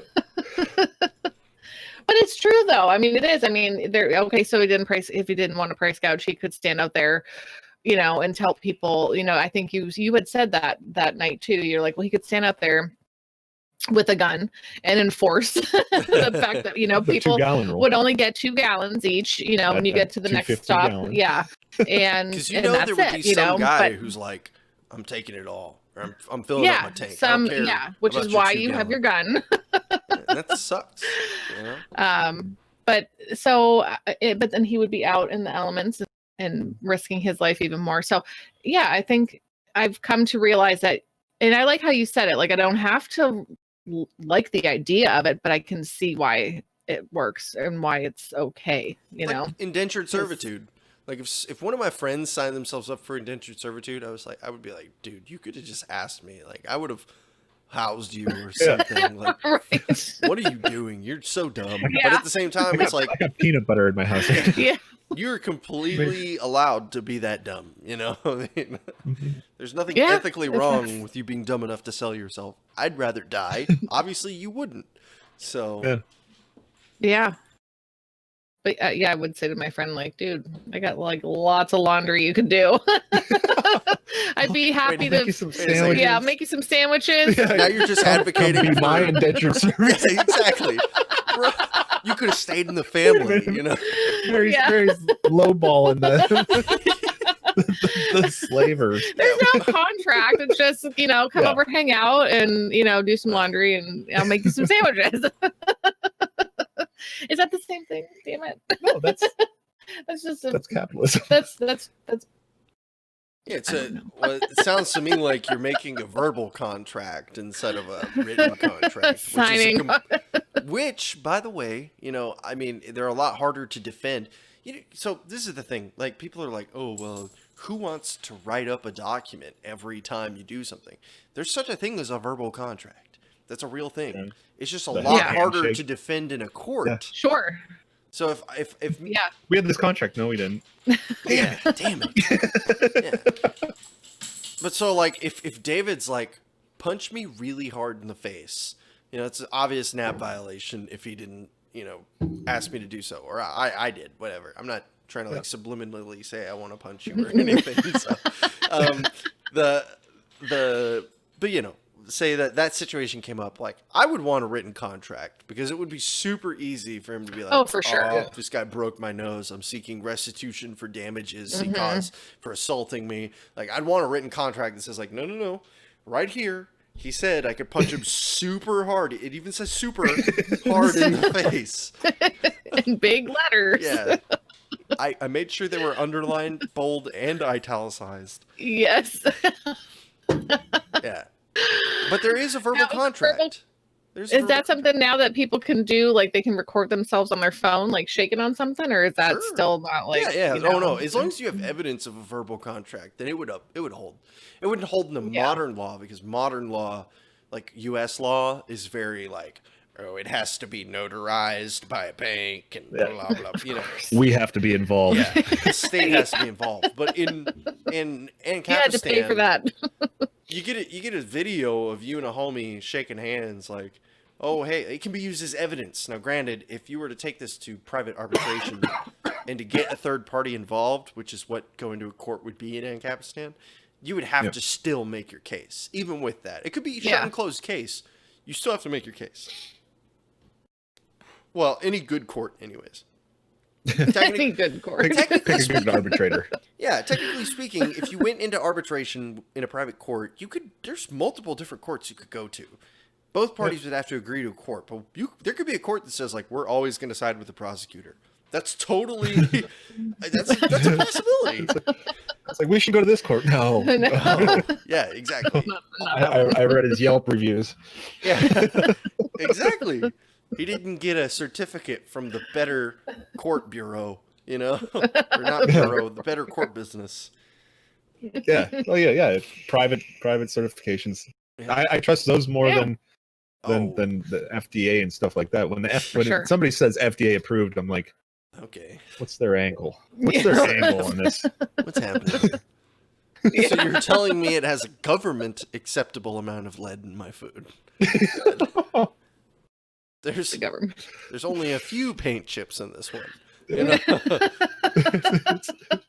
It's an acceptable level. I love that. That's great. No, it's well within acceptable level. It's deadly toxin. Someone was so talking great. about I love it. nutritional labels. They were like, oh, well, in Ancapistan, nutritional labels would disappear. Because, like, why would a company tell you that their food is going to get super fat, right? And I was like, okay, well, one, if you cared what the nutritional label said about how fat that food was going to make you, you wouldn't buy that food. Because you would know the Doritos are going to make you fat. You don't care what the nutritional label says. You don't care that the whole bag is worth 3/4 of your daily caloric intake. You bought Doritos. Right. You bought Doritos. When I sit down and eat a whole bag of Doritos, the last thing I want to do is check how many calories is in that bag. Yeah, no, never looked at that. I throw the bag away and I say, it's fine. It's like 500, right? Yeah. That didn't happen. It's definitely That's not over now. Yeah. Or like when I eat a whole pizza, I don't need the label printed on the box being like, you just ate 2,500 calories, fat ass. And I'm like, oh, thanks. That's a normal daily diet for somebody. Guess I can't eat for a day and an eighth,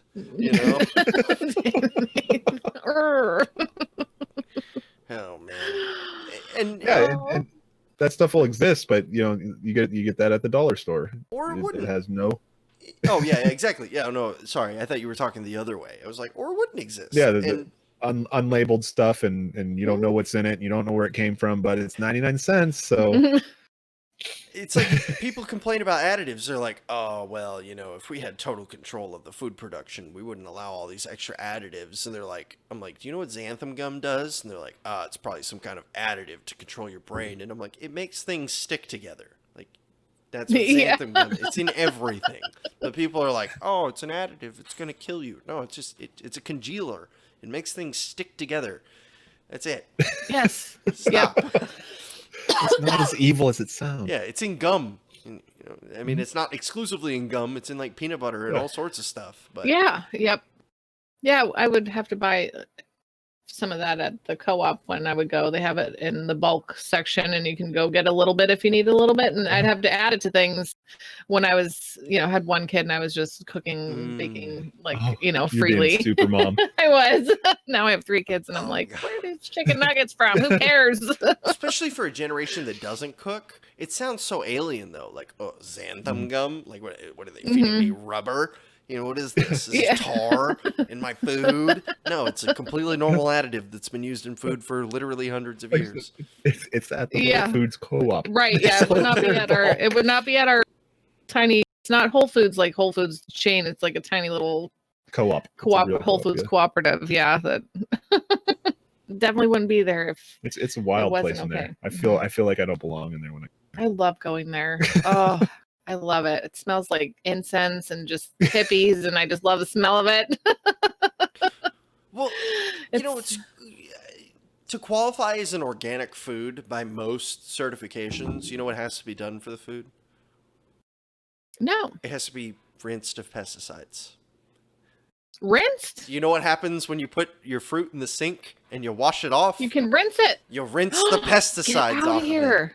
I always thought it was like pesticides weren't used. No. The bugs would eat all the fruits. I know.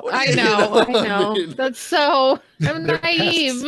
That's the marketing that you're supposed to think, though, is that pesticides weren't used in the creation of this. Or certain pesticides weren't Pick it up off the shelf and bite right into it. Wow. All that you have to do to be qualified under, federally speaking, as an organic food is to rinse your pesticides before you sell it. Wow. And then it can be organic. It's organic. You can put an organic sticker on it. Nice. Now, there are private organic certifications. Non-GMO, for example, which is just absolutely hilarious if you know the origins of anything we eat. Like, have you seen a corn before it was genetically modified? I've heard that one. It's like as big as my pinky. It's basically like a grain. Pretty much. Yeah, it's more like wheat than it is like, it's like hard wheat. Like if wheat listened to metal, I mean, like that's basically it. And that's non-genetically modified corn right there. Nothing you eat today is free of genetic modification, which just laughs. Mm-hmm. But all you have to do to get a non-GMO certificate is to not be actively developing a new strain of whatever you're producing. It can be an already genetically modified strain. That's why you get all these, what are they called? Roma tomatoes? The non-GMO Roma tomatoes? How do you think a Roma tomato became a thing? They genetically modified it into a Roma tomato. And then they just said, like, we're stopping at Roma tomato. Yeah. Non-GMO. Wow. So you could be buying the Roundup Ready seeds from Monsanto and saying, like, well, we're not going to advance it any further. It's already got the Roundup inside. Yeah, non-GMO. Pretty much. Wow. Yeah, it's super easy to have like an organic, non-GMO farm. Really easy, honestly. You got to rinse your fruit before you sell it, and you got to make sure that you don't crossbreed and intentionally create new strains. Obviously, because the way plants reproduce, there's genetic mixing. Winds and stuff. You can't be actively producing a new strain. Weird. That is so wild. Yeah. No idea. Feel lied to. And so the question It's is, much cheaper to rinse it myself. No kidding. Whenever I bring up all these things, it sounds like, wow, government just lets these people just slap labels on anything, right? Like it might as well not even exist as a label. They paid for it. Yeah, they paid for it, right? All of these examples that I bring up are also examples that are used by people who are like ANCOMs as to why capitalism is working against you. And we both see it from like two totally different angles. It's like, how did government help us in any way by creating these two certifications? None. Yeah. Right? Yeah. And they see, how did government help us from being, manipulated by the free market? None. So either way, Yeah. Yep. very, very interesting way of looking at things, right? Very interesting way. I think, and like you said, like the evolution of things, where they start. Okay, and where they start and where they go. Actually, if you guys want to take a break real quick, I can go grab another beer. If that would. Yeah, if you want to, that's great. That would work. Actually, we're at the 2-hour mark, so I don't know how long do you guys want to go tonight. Wow, we've been doing whenever at 11:30 I start to get antsy because I do have to work tomorrow. 11:30. Okay, so it's 11 over there right now. 10:49. 10:49. All right, so here's what we're gonna do. I'm not even gonna change the stream. I'll just edit this out in post. But I'm gonna go grab another brew, and then we'll shoot for 11:30, wrapping up, and we'll close by latest 11:40 at the latest. Okay, so that's cool. Yeah. Cool. All right, be right back. So I'll just hang out with the chat here. Oh, sure, go for it. By all means, it's your show now. Congratulations. Oh yeah. Liberty After Dark host is now David until I get back. How dare you? How dare you?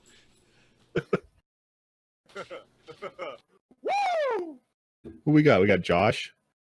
I see 4 people watching. We can just sit here awkwardly. I don't want to continue on the thought, but I pretty much lost it already. Anyways, I have the memory span of a goldfish. I live in the moment. Promoted.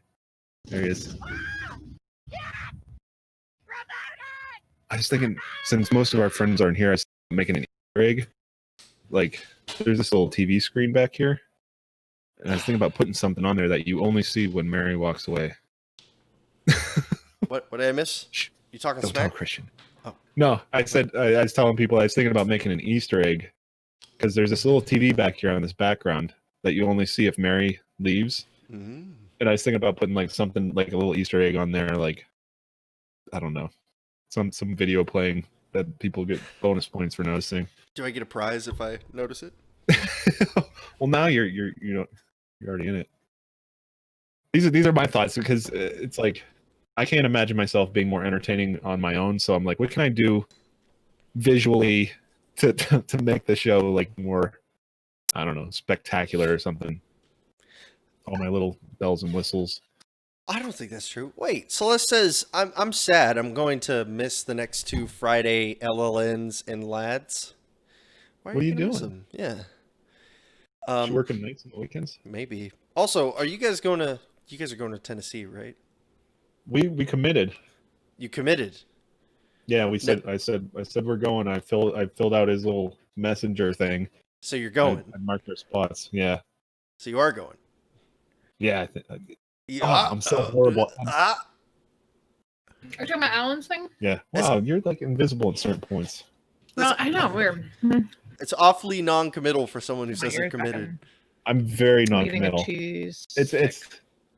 because our life's wild, 3 kids and everything. You never know what's gonna happen. But I'm gonna go and I'm gonna put in the vacation days. And Yes, we're gonna go. As long as some kid ain't thrown up all over the I'm place. praying that everyone is well and we can go. It's gonna be fun. I love that. There's much more like David's over here. He's like, "We're committed. We're committed." And I'm like, "Are you going?" And you're like, "Probably." I feel like a realist. Like Mary's like, "Yes, we can do that," and I'm like, "Well, I hate to commit to something and say yes, it's going to happen. What if someone gets the bubonic plague? I can't control the variables. What if there's a nuclear war? Well, I mean I can't say for sure. If someone's throwing up the day that we're leaving, then we're not going. Obviously, it's going to be, or we're going to be really late. Obviously, they're weak. So you can make more kids. They're weak. You gotta purge the weakness from the bloodline.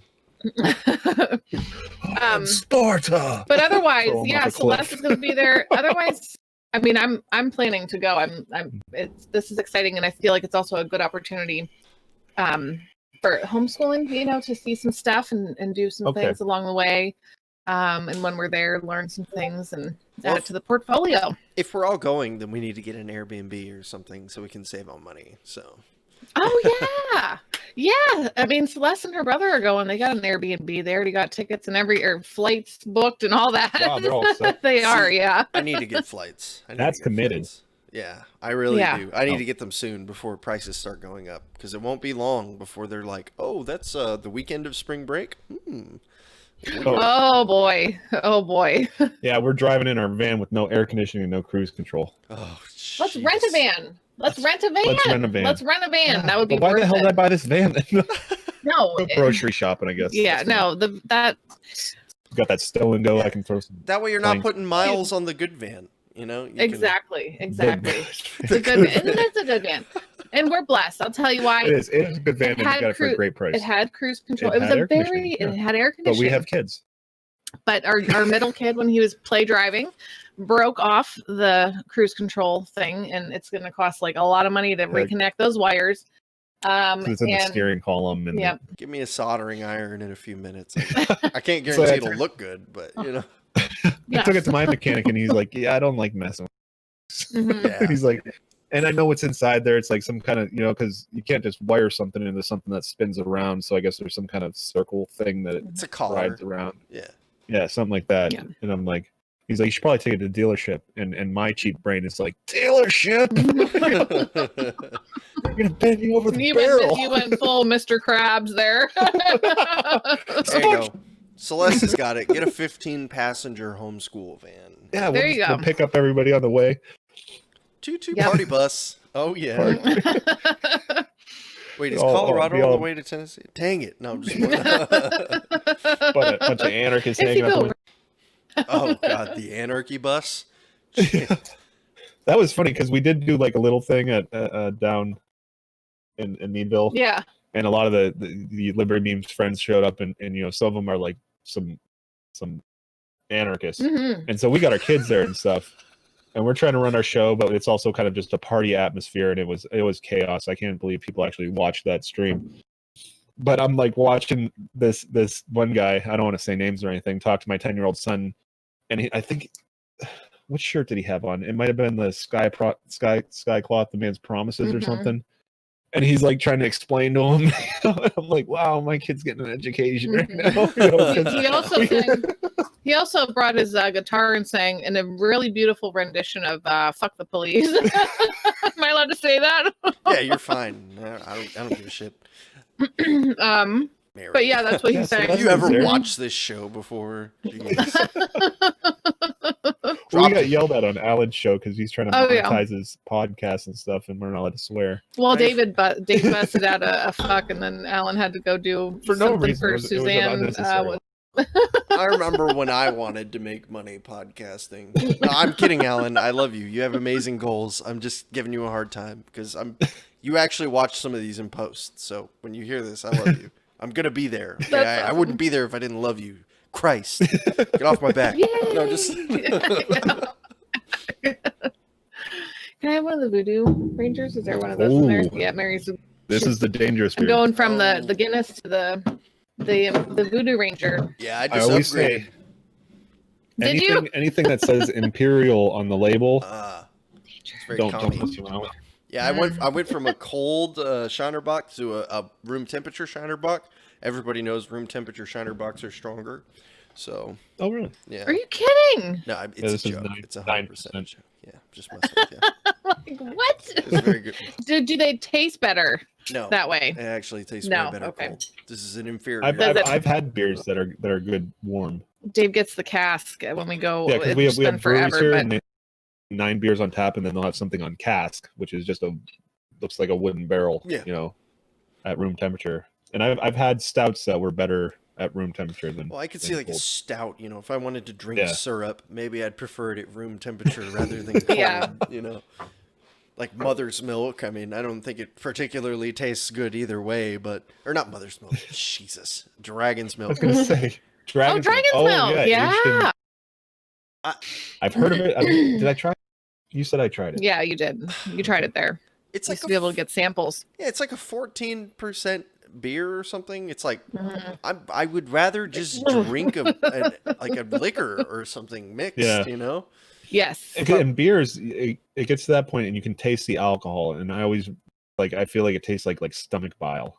Like it really turns me off. Mhm. I want to start making my own beer. I want to start making a lot of my Do own it. things.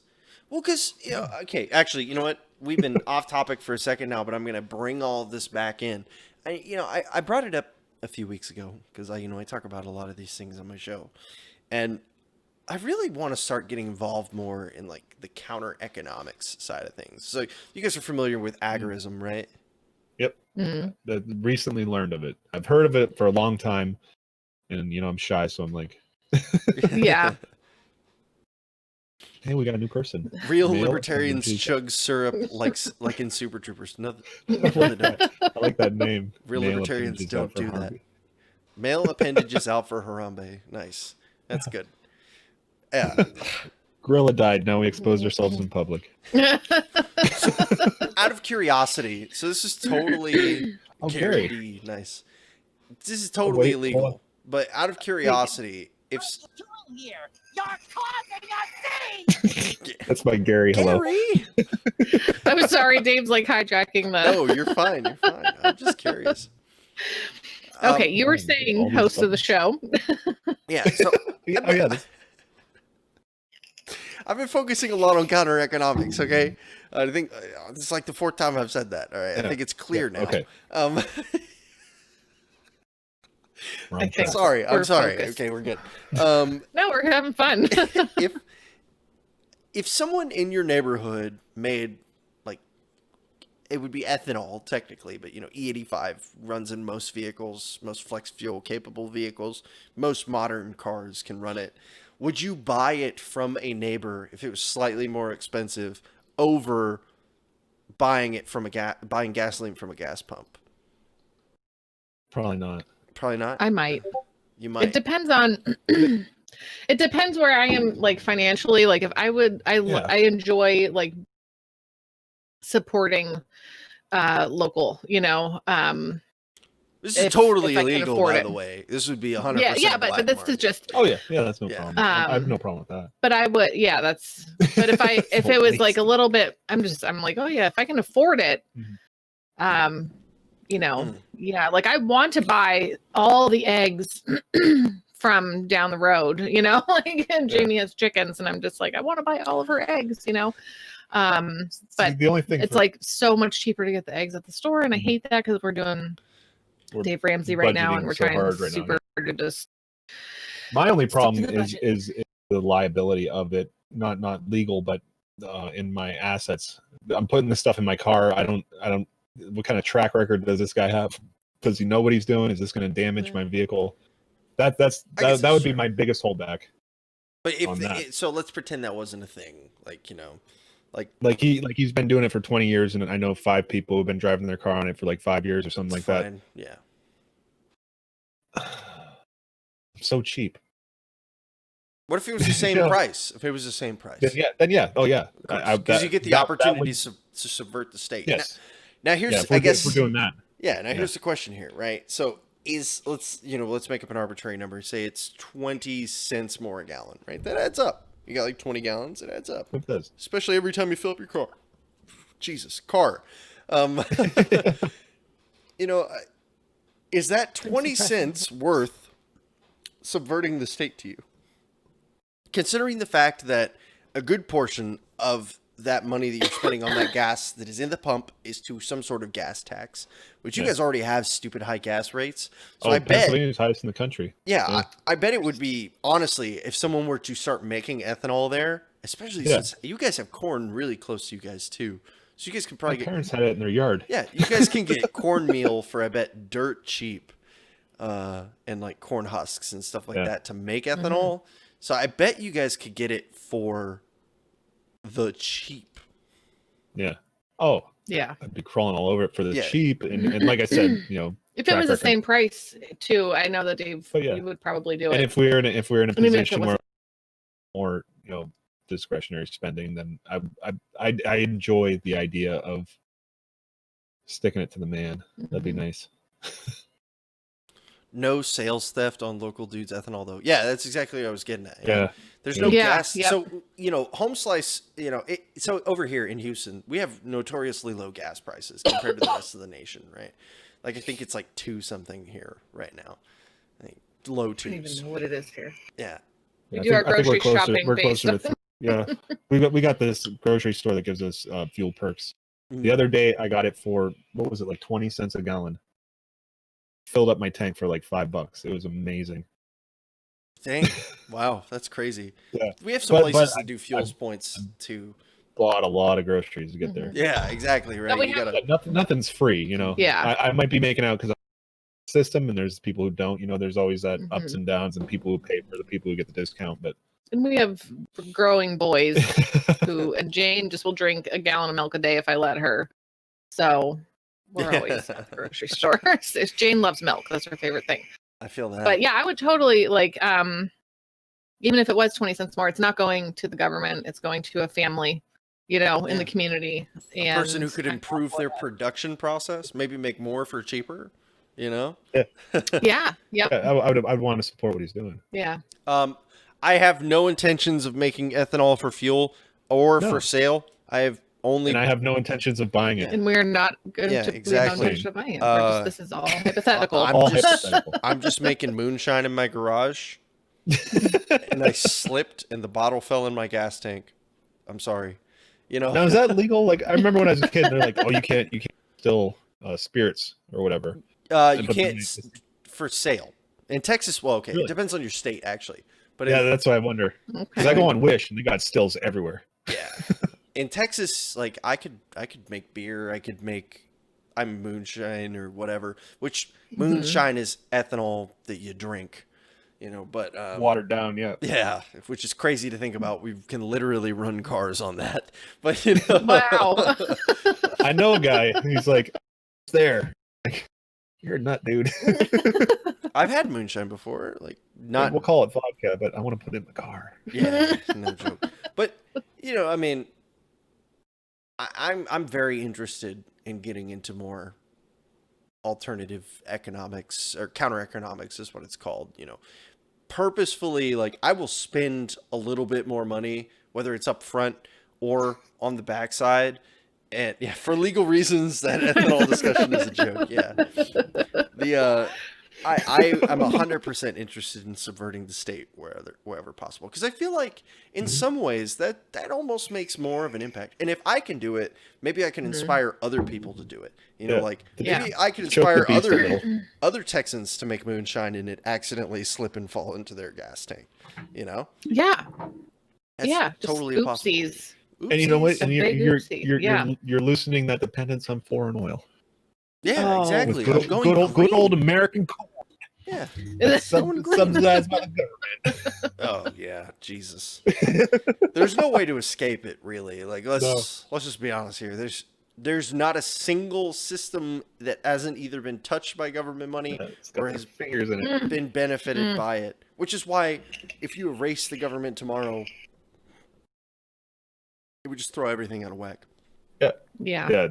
Like you said, the collapsitarian philosophy. I'm not for like that. And a lot of people talk about the Boogaloo, and I thought it was great and funny until like it almost happened. No, it was that night, and I felt like my family was threatened, and it kind of put everything in perspective a little bit of like the reality of if violence does break out, where it comes from, whether it's from the state or from somebody on YouTube or whatever. It really kind of turned me off to like let's try every other avenue, but they keep fucking around. So it's I think the memes are fun because it keeps it, you know, keeps it out front, like what's possible. Like I like memes like that just say like we are a rebellious nation. This is what we were born on. Yeah. And it could happen again. So you guys got to just chill out. But then also, I don't want that at all. I don't want to have to do that. Yeah. Hey, old Vunk is here. What's up? And Lyle, I like your comment there, buddy. So as we start winding down from the serious conversation, start moving, out of curiosity was the last like real topic. What is there a line where it's just like, okay, and I'm gonna make another hypothetical because if I'm the king of shitty analogies and hypotheticals. If you didn't have kids in the house, it was just you and Mary, and actually this counts for both of you. I'm sorry, that was very sexist of me. You know, I didn't even notice. Is there a line where you would like go for the Boogaloo? You know, is there a line where it's like, all right, if they take this, like some people say, if they institute a reparations tax, that's it. I'm just gonna go blow up a federal building. Not that I'm gonna go do that. I'm making a statement. No one here is doing that. No one here is doing that. Okay, yeah, exactly. For legal reasons, it's not even a joke. Okay, I was just making a statement. God. Okay. Jesus. My FBI agent's already calling me. My phone's going off. Sorry. Go ahead. Dude, you okay in there? Yeah. He's knocking on your door. Talk crazy. Dude, what are you talking about? Grown to like you. I don't want to have to fill out this report. Yeah. Okay, so Is there a line, or are you a pacifist? I think that's completely acceptable answer. If you just wouldn't Boogaloo, I think there are people who'd be like, "Oh my God, you're not a real libertarian. You wouldn't fight for your freedoms." There are some people who are just not fighters, and that's totally okay. But is there a line? I know I'm a pacifist. I don't like violence. I don't like confrontation. I'm no good with it. But hold on. I'm very sorry, David, but my dog is having a moment. He needs to go out the door right now. Oh no, that's fine. He's gonna kill me. So just give me 2 seconds. Got it. I'll crystallize my thoughts. There you go, babe. Crystallize. He had his tongue underneath the door and was like inhaling air from the other side of the door. And I was like, okay, Jesus, I get it. You want to leave. Yeah. Is that just to the rest of the house outside, or what's that? That door there, is that to like outside, or is that the rest of the house, or you in an apartment or something? So there's like a hallway and then it kind of goes out to like a living room area. So yeah. Oh, okay. Yeah. So yeah, you just nice. But okay, so I was saying like I am a pacifist, but I know I have it in me to shut that off if I feel like it's because I've had it happen where I felt like my family was maybe not so much threatened, but even just disrespected, and I'm out on the middle of the highway like threatening people in their car. That's very toxic masculinity of you, David. Yeah, so I know that's in me, but for the most part, I don't like confrontation. It makes me very uncomfortable. And I think for me to like, I picture that one dude. Remember the failed Boogaloo, the one guy. One guy hit it up. It didn't turn out well for him. So I would have to have a lot of public support, I guess, in it. Where you wouldn't just Boogaloo by yourself. You'd be a part of a Boogaloo. Yeah. I would support the cause at a certain line. What that line is, but I'm sure I'd know it if I saw it. I feel the same way. Like, yeah, I would. But maybe I wouldn't. Maybe they're just going to keep wearing us down where right now, if it were to happen tomorrow, I'd be like, fuck this life. Everything I built, this has got to stop. Whereas in 10 years from now, sitting in the fire, this is fine. I think it's important to kind of set a line for yourself. But Mary, please, I want to hear what the fiery Night Mary has to say. How many politicians would you hang is what I want to know. Oh boy. For legal reasons, that's a joke. Okay, keep going. Totally a joke. Being the peaceful person, that I am. But I also have that Irish fiery side of me that, doesn't want to take shit from anybody. David. If it started to go down, what did you play? Oh, I didn't play anything. I was just. Okay. It's just the nod he gave. You said, this fiery Irish. Yeah. He was just, yep. I seem to get upset with people. I feel like I would want to be. I wouldn't want to go it alone. Obviously, I wouldn't want it to. Dave and I aren't going to do some kind of crazy uprising and start, taking people out. But the two, there's a lot of famous. Yeah, it's like Bonnie and Clyde or whatever. Oh man. I think of like Phineas and Ferb. Did you ever watch Phineas and Ferb? I have, but I was not expecting Phineas and Ferb to come up with a Boogaloo, so I'm very interested. There's a really good one. They have a movie, and across the universe or something. Yeah, and where their hometown actually becomes it's an alternate dimension. Yeah, it's an alternate dimension, but it's called like Doofenshmirtz is the guy who's always trying to take over the tri-state area. So in the alternate dimension, he actually does take over the tri-state area, and everything's gray. They all have to wear their like gray dooferalls, gray overalls and stuff. They call them dooferalls. Dooferalls, yeah. And they're playing like a board game, and the kid picks up a card and it says conform, and he goes, I can do that. But his sister is like leading this resistance, like underground kind of thing. So I feel like I would want to be part of that, like underground, like resistance, like, and Mary. be yeah. You're like the Princess Leia of the awesome people's resistance. I'm cool with that.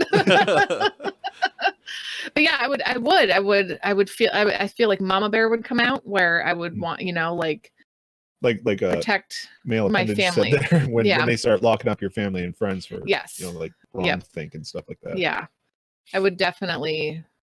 Oh man, yeah, I would have to band together with people, and you'd have to see it as no real future for yourself. Exactly, and that at that point you're willing to. There's always a future. This is a future you're in okay your, one that you're in your dooferalls. In your dooferalls. There are plenty of people. That's the thing about the Boogaloo, man. For every person who says well, first off, for every person who says like, oh man, they come for my guns, I'm gonna be out there, pop, pop, pop, pop. First off, 1 out of every 3,000 of them will actually do it. Second off, it ain't gonna turn out good. Yeah. For every person that says that, there's 3,000 of them that think they're completely crazy. So you're looking at, we've just that's like a 1 in 3 million will actually, it's amazing. Like the original revolution, like how did that happen? How did it happen? Because they're people just like us. I mean, they got a lot of people pissed off. That's what they did. Mm-hmm. I mean, really, if you read about it was a minority though. I mean, but oh yeah. But enough to build an army, I guess. Definitely. And then everybody who didn't like it left, because Great Britain was like, "All right, we'll take you if you're a loyalist." And then they were like, "Screw this whole colony thing." They just went home. These guys are nuts. Yeah. But like we said, I mean, neither Dave nor I we don't want it to come, have like to do that. But if shit starts falling apart around us, I mean, I'm gonna obviously be on the defensive, and be ready and do my best to protect my family. Well, it's like David was saying. It's kind of almost like the frog thing. If you obviously, this also isn't true. It's just an idiom. But if if you put a frog in a pot and you slowly increase the temperature, it'll just sure. It doesn't notice. Yep, it doesn't notice. First off, what I just want to say for everybody out there who thinks that's true, the frog jumps out. It's not stupid. Okay. The frog's eventually like, this is too. Yeah, it's getting a little warm. I'm about to die. Yeah, it's like my kids in the bathtub. They're like, "This water's too hot," and I'm like, "Son of a bitch!" Yeah, exactly. I just turned it to cold. What did you do? Yeah. So, But it's the same thing. Like, I think it's like David was saying, from our perspective right now, we could be like, oh my gosh, if they ban our AR-15s, and then like by the time they actually do it, maybe it's like, oh yeah, well if they take my right to have children away, that'll be my boogaloo, And they start confiscating knives. That's it. Yeah. You say that now, but maybe. Yeah. But maybe you're England right now. Put butter on the toast. They're patting you down on the streets and taking away your knives. Yeah, exactly. And that's acceptable. But it does seem like it's slowly, little by little, Yeah, that's how it works. They're just kind of shaving off the edges, and there's the large amount of the people who think, yeah, we should take that away, or we should have a law against that. Mm-hmm. And then, they shave away more rights, and then more people are like, it's a great idea, It goes to that hate and violence that we want to remove, because the strongest tool of the state is the boogeyman that they use, that they're protecting you from. I have 2 requirements, and if these are both met, I have lost all faith in the United States. Tell me. And I will do everything I can to move. I'm not going to make a statement here that I 100% will, because first off, I have to find the right place, and Jesus, that's way harder. There ain't a lot left. Yeah, there's not. Yeah. I'll probably just go to Brazil Go to and like Somalia. carve out. Move to Somalia. I'll just go to Somalia. I'll become a damn it. Somali warlord or something, a benevolent one. Yeah. But I will be a benevolent warlord. I assure you. And Cap warlord, Jesus. Okay, but so if a generalized assault weapons ban passes, which I think is significantly more realistic than it has any right to be, if that passes, so vague. and if that's the biggest issue, it's so vague. Like anything with a magazine is basically illegal. Like, all right, anything painted black. yeah. Wait, what? Anything with a magazine? Most assault weapons bans say that if it's like a magazine-fed weapon, that it's like, it holds too many rounds. You can have tubes, you can have clips, like an M1 Grand clip, but you can't have a magazine. It's too much death. Muzzle loaders. But only. aren't we supposed to be able to defend ourselves against our Nope. government? Anyway, No. go ahead. Sorry. No, you're not, Mary. Mary, what the way heck? back? Oh, What do you that think was in the this is? Constitution. Yeah, what do you think this is? You think it's 1783 when the Constitution? I don't remember the year. Please don't. I'm quote just me. a silly girl. Yeah. Don't listen to me. No, first off, don't say that, because you have rights, and you're a strong, independent woman who don't need no man or something. Yeah. I'm sorry. I'm just trying to spout leftist talking points. I don't know what I'm doing anymore. No, it's fine. Ruined my whole narrative over here. We're You do need a man. we're all It's just okay. following the cue. So that's one, because God, it's so likely, and I hate that, but it's so likely. That's awful, and yeah. It's terrifying and gross, and I will immediately become a felon, because I'm not going to give up my gun, which is half the reason why I'm so convinced to leave at that point with it. And then With- Which is even trickier. which don't even get me started. Okay, it's going to cost way more than it took to buy the thing to ship it there. Have to break it down and fit up my ass. I almost bit my beer. Oh my gosh. You ever Why not get the long rifle? You ever smuggled an AR-15 piece by piece across the border? You don't know what true pain is. You're not even a real libertarian. You know? Oh my there's gosh. the line. That is Yeah. That's so the good. true libertarian. That's the line. That's a real libertarian. Second, we haven't met him yet, but he's out there. Oh, the second thing is a reparations tax. I will do my Okay. best to dodge it, but I swear to Christ, if they tax white people for something that, something terrible that happened decades and generations ago, I swear to God, I will smack the shit out of whoever comes to my house asking for that money. Sorry, that's a Shiner Buck talking. What I'll do Yeah, I'm is I'll pretty sure my calmly, family wasn't here for any of that. I'll calmly explain to them why they need to get the hell off of my property. That's what I'll do. Yep. Comments. I just read Josh's comment. Yeah, Oh well, yeah. Josh, that's you just threw a whole wrench into their whole scheme there. But now that people can identify as anything that they want to, It makes everything way more complicated. except for race, Doesn't that race make is it- still race is still pretty cut and dry. They just look at you and Oh, they're okay. like, You're not convincing. Mhm. Yeah. I have to say, I am deeply sorry for the families and Oh, people who yeah. went through all of those things. I mean, I Yeah. don't, But we weren't here. Look, I don't think we were but here. that wasn't I- me, and that wasn't. I am progressive enough Yeah. to say that a large group of African American people today are negatively affected by the products of racial segregation. 100%. I will 100% Really? admit that. I do not owe you a cent. Okay. I Yeah. am so sorry for what happened, and I'm so sorry that people are evil. Do not try to steal my money for something I did Yeah. not do. Yeah. We're going to have a Exactly. problem. We don't have a problem right now. In fact, Mhm. I would be more than willing to come up with some kind of solution to make everybody's life better. That sounds great. But the second you're like, ah, man, we have to use the guns of government to take someone's money and give it to me, otherwise they go to jail and or die, is the second I lose all empathy, sympathy, anything for you, Mhm. and you become an enemy. Yeah. And I mean, if you think about it that way, that if they were to say, yes, I support this, and I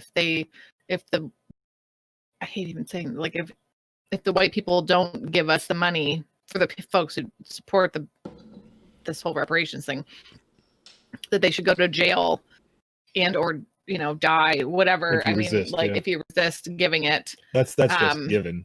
that is That's evil. yeah. I mean, that's no, that's not okay. That's not okay. It's not okay.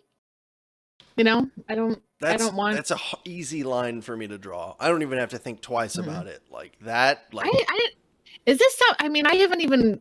I've heard people talk about it before, and yeah, who reparations Eric tax. It's July, a did he thing. talk about it too? Yeah, He's just even like, Eric July talked he's about like, it, yeah, about that no, one. yeah, Cory but- Booker was talking about a reparations tax at one point. He was like, "Yeah, we need a reparations tax to." was he for it? Yeah, he was. Well, he still is, as far as I know. I wanna go back and listen to what Eric July did a podcast on, and the title sounded like he was not for it. I feel like, and being, I mean that he wouldn't be for it. No, and I watched it. I don't remember anything. Yeah, I have to go back and listen to it. I don't remember anything. I can't That's a imagine terrible that memory. Dave has the goldfish brain here. So I said earlier, I live. The past is past, and the future, I really didn't think it through. yeah. So I want to hear that, because I do. I want to hear that not every person of color wants to watch us. Well, not everybody. First off, that's super Yeah, easy to say. yeah. There are plenty of people who think it's a ridiculous idea. It's more than likely. I mean, I don't have the statistics on this, but it's more than likely a minority of a minority who think this is a good Yeah. idea. Now, how many people would tolerate it happening? A lot more than that.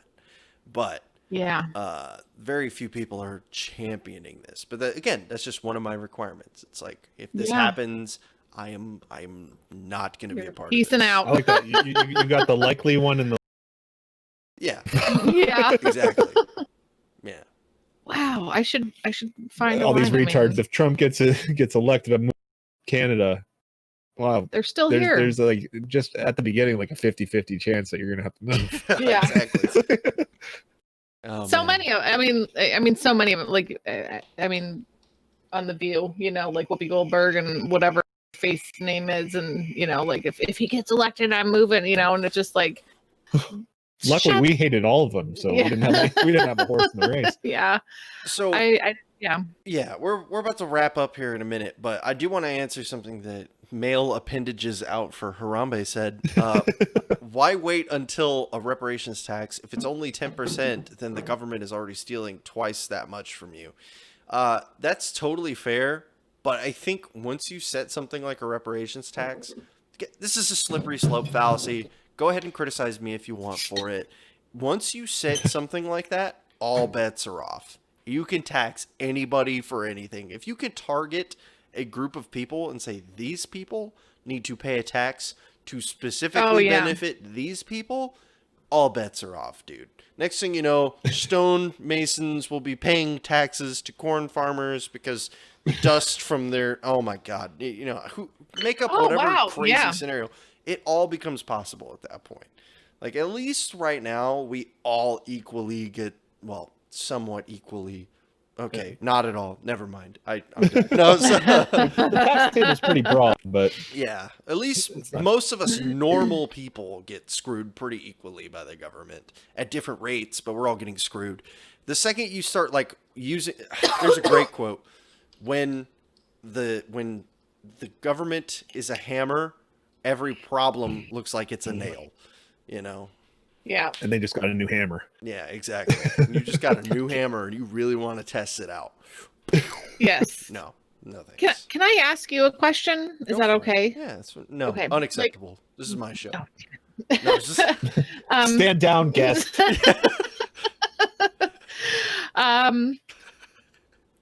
Is go it, for it. now?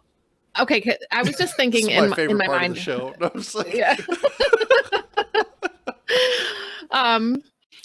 Now I saw an article about, like Vermont wanting to pass a law that said that 21-year-olds are not allowed to use cell phones, or that you're not allowed to use a cell phone until you're 21. So now I was wondering, like, as far as the whole like United States goes, I mean, what do you feel like? Because for a while, I thought like, oh, every state should do their thing, and if you don't like the thing that's going on in that state, then you can just move. And I mean, the reality of that is like, what do you think it should be? Like this whole piece of land that is we call America, like Our imaginary lines. Yeah, the imaginary line. Should there be imaginary lines? Should there be are you small asking, government? Like, okay, I'm just saying, like, if I lived in Vermont and they said my kids couldn't use a cell phone until they're 21, but I depend on that cell phone when my kid goes out so Yeah. he can connect with me if he feels he needs to. That's the most okay boomer thing I've ever heard, by the way. Like, ever. I've heard a lot of okay boomer things, but like, oh, you shouldn't have a cell phone until you're 21 is the most okay boomer thing I've ever heard. But okay. So, but do you feel like, let's say we lived in Vermont and we hated that law, like, we should move, but what is your idea of like a utopia? Like, is it A bunch of little experiments. City states.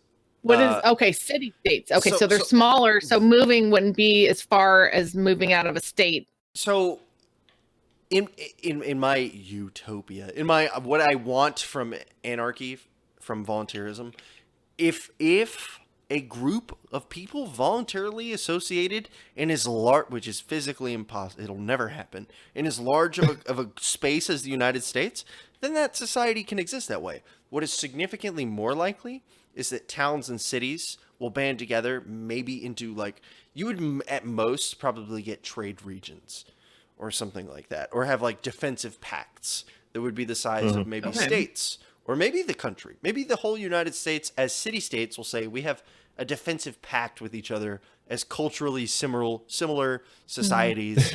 We'll protect each other and we'll all win. Wasn't that kind of the plan? Yeah, exactly. Right. It's almost, It'd be awesome. Yeah, exactly.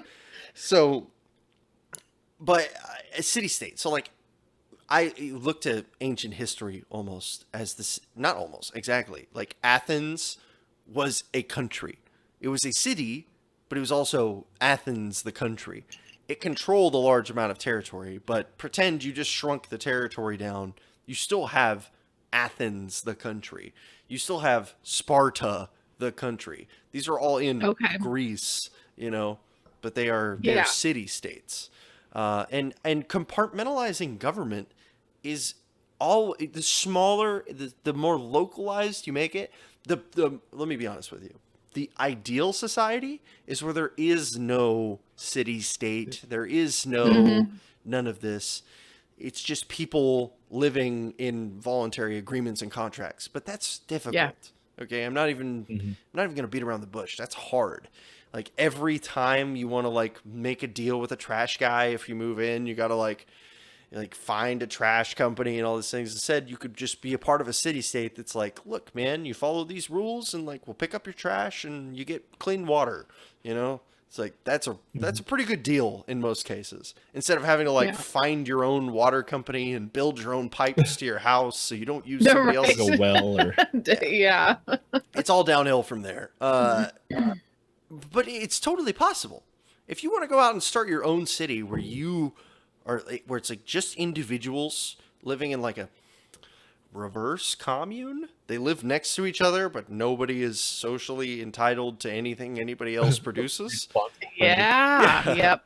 That's completely possible. An anti-commune, I guess. I don't know what you'd call it. That'd be kind of cool. I kind of like that idea a lot. Yeah, it's totally possible.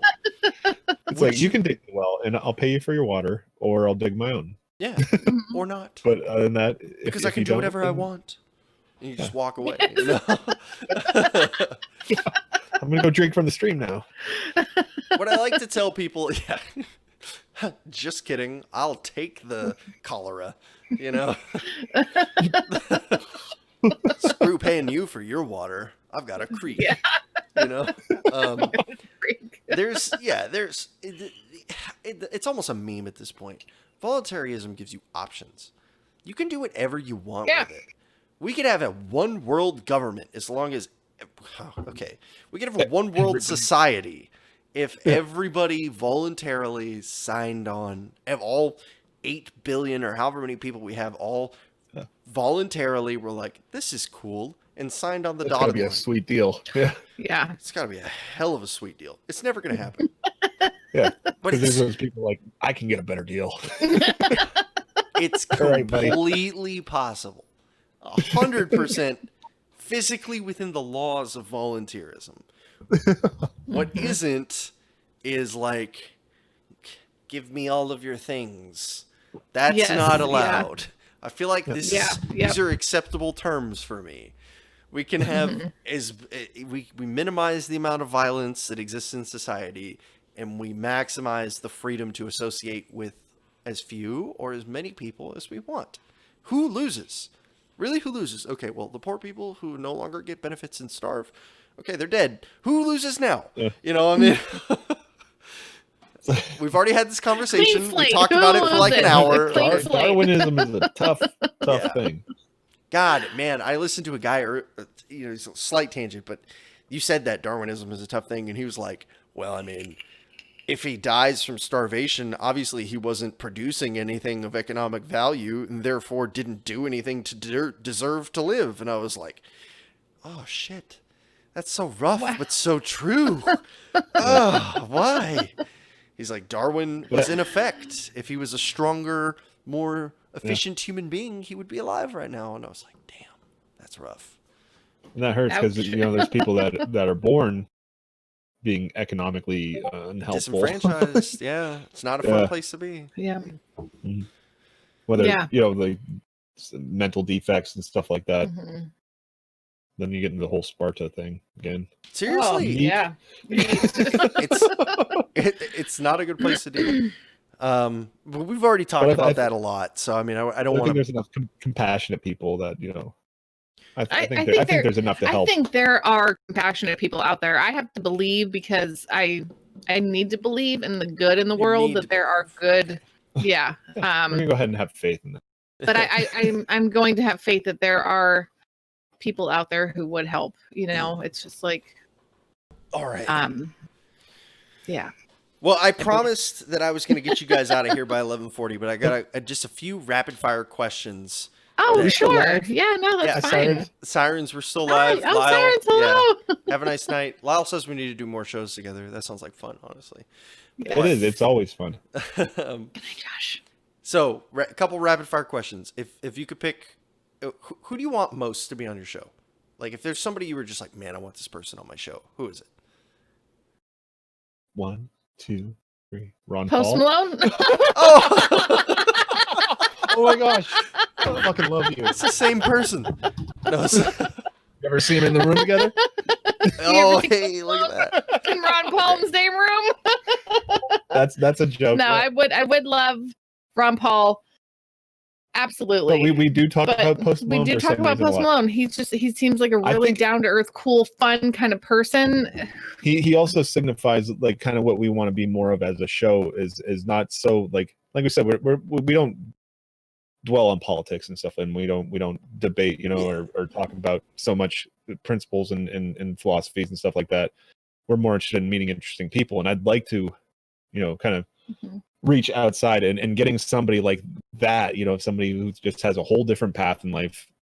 It'd just be interesting to hear their story, and I'm sure they'd have great stories to tell, and it'd be fun to have a conversation with.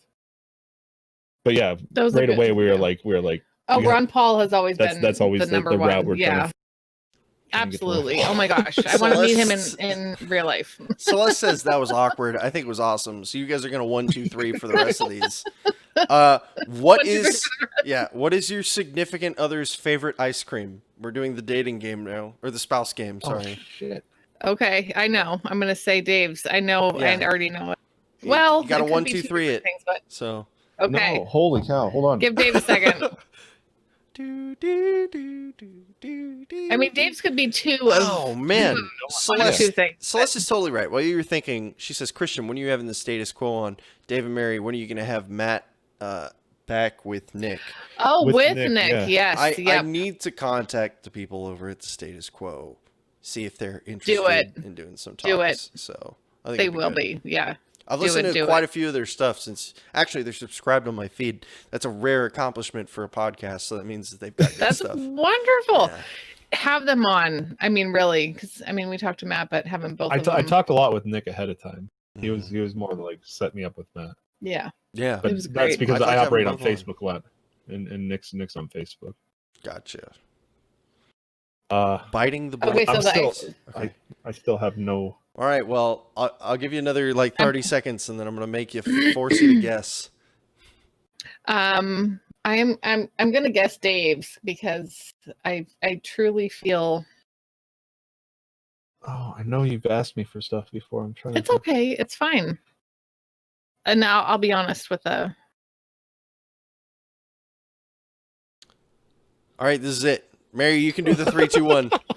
I'm just gonna say something. All right. Okay, go for it. 3, 2, 1. Strawberry cheesecake is Dave's. Is it strawberry cheesecake? I just said strawberry, but Okay. that's up there. Yeah. It'd be like number 2. I like that super chocolatey stuff with I know. I knew it. Yeah. Like Dave loves.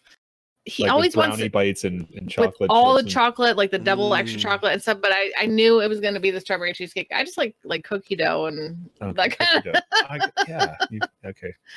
I'm basic. Let's get a divorce. No, if We're you said- getting a divorce If now, you said guys. pumpkin spice, that would No. be basic. That, right? Cookie dough is No, I at said least real somewhat basic. interesting. Yes. Neapolitan. It's in there. It's Neapolitan. It's all yeah. there.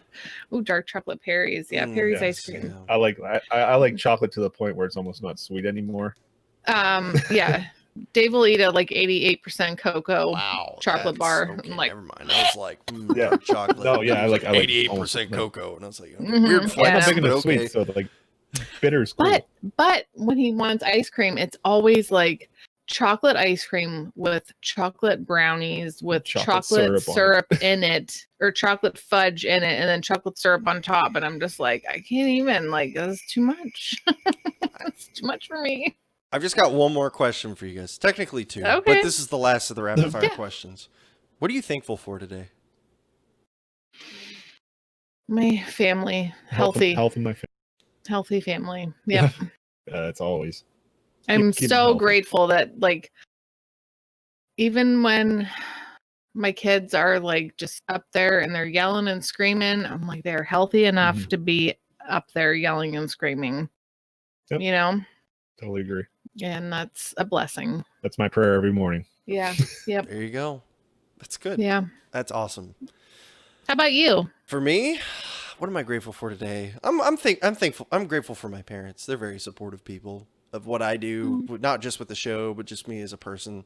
I obviously would not be the same person without them. Like my stepdad taught me the basics of economics. My mom has just been so supportive of me through every dumb decision I've made in my life, and she will continue to be supportive of every dumb decision I make for the next however long. I don't know where I'd be without them. So, I mean, very, very grateful for them. 100%. That's awesome. Yeah. I need to make sure that's part of like gratitude, waking up and going to bed, That's Definitely. something I've been trying to do a lot of. And I think it's been a pretty positive. Really, right around the time I started trying to make a change for the show was when I started trying to make a change in my personal life. And just because, gratitude is literally proven to make you a happier person. It's not, it's not an affirmation. It's not sitting here like, I will be happy. It's like, what do I actually have in my life to be glad of? Like, I am so grateful for this thing. Like, you know how good that feels? You guys do. Like, how good does it feel to know that your family is healthy? I know. It feels awesome. Like, nothing else matters, Yep. That falls into my whole mantra of the key to happiness is lowering your standards.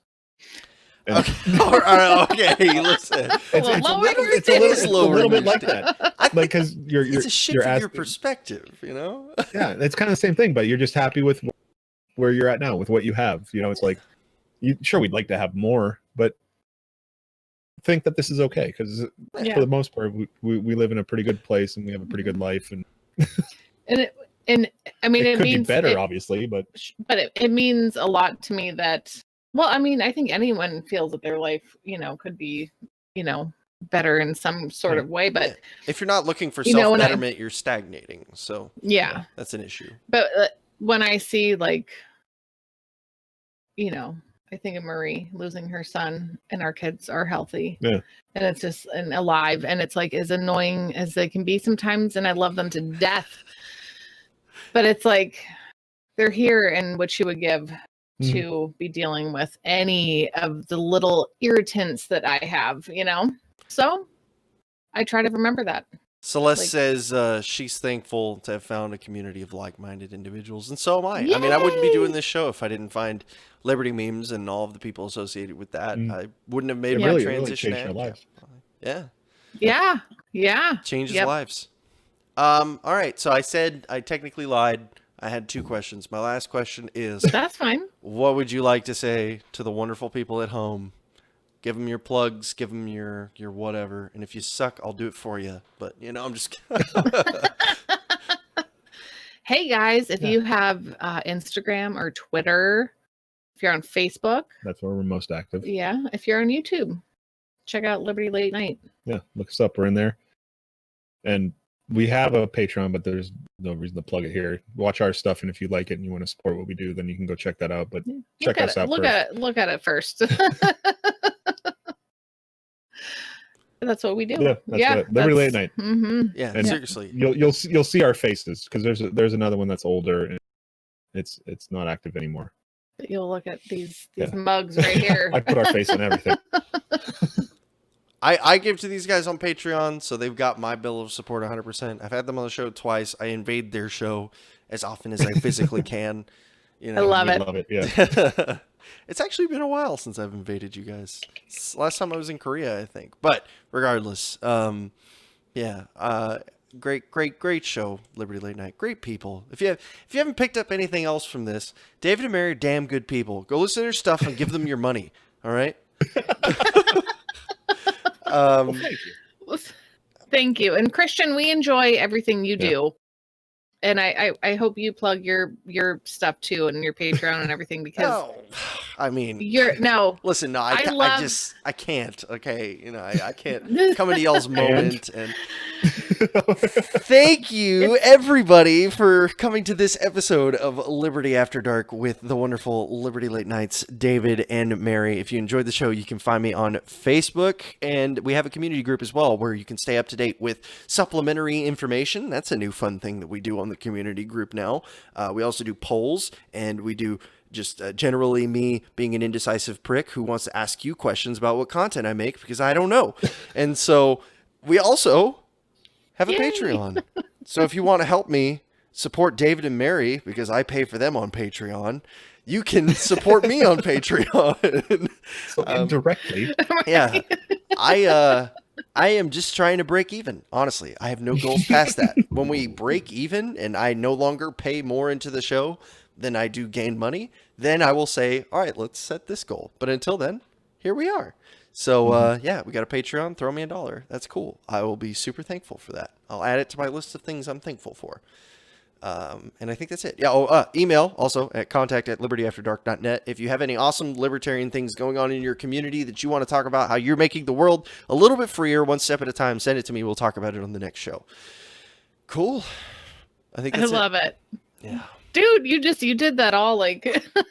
You've done that before. I've done it a couple times. So Ah. yeah, male appendages out for her own. Check out my Patreon, lad. Probably, yeah, 100%. Look, I don't care if you give me money, but please, for the love of God, give me some money. I like money.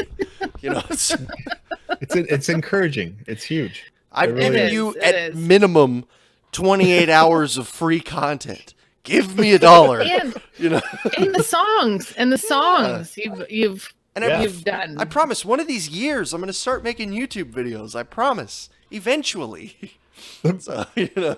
I know. Okay, I'm always Mr. like, Dave, I have Krabs, this there it idea, is. and then I'm like, we're Yeah. No, seriously though, I Yeah. think I am going to start doing some of those React videos. But now I'm holding you guys, so I'm going to go ahead and end the stream. Everybody at home, I hope you guys enjoyed the show. This was actually an awesome conversation. A little bit, I'm going to be honest, it was a little bit more like lucid than I expected it to be, which was a lot of fun. So I really enjoyed Yeah. that. I'm glad. There's some tough questions. Yeah, Yeah. it was good. I enjoyed it. Yeah. Stuff. Let's do it again. Let's do this again. We'll 'cause have this to. was a lot of fun. Maybe we could do it Okay. on your show or something next time. Who Come knows? on our Yeah. show. Come on. And then you try out that reaction. You know, the You yin cut and out. yang. You cut out for just a second. I missed you. What was Oh, that? I was saying you're planning on doing that reaction stuff. I love that idea. I saw that in the group, and I was like, maybe we can do some of that together sometime if it works out for you, and we can have our comedic effect to your intellectual. Oh yeah, sure. Why not? Oh, it's like We could try to work something out. We still need to do Jeopardy too. I keep saying we're gonna do Yeah, ANCAP Jeopardy, but so scared of that. that's a lot of coordination going on here. It is. We'll see. Man, That's hurting on the cats, back yeah. burner. I'll figure that out. I got to get all the details ironed out, and then we'll make that happen. But it'll be good. cool. It'll be good. All right, thanks, stream. You guys have been awesome. Make sure you like, subscribe, comment, ring the bell, blah blah blah. You've heard all this before, and have an awesome rest of your existence. Later. But do it. Do it. Do it. Do it. Do it.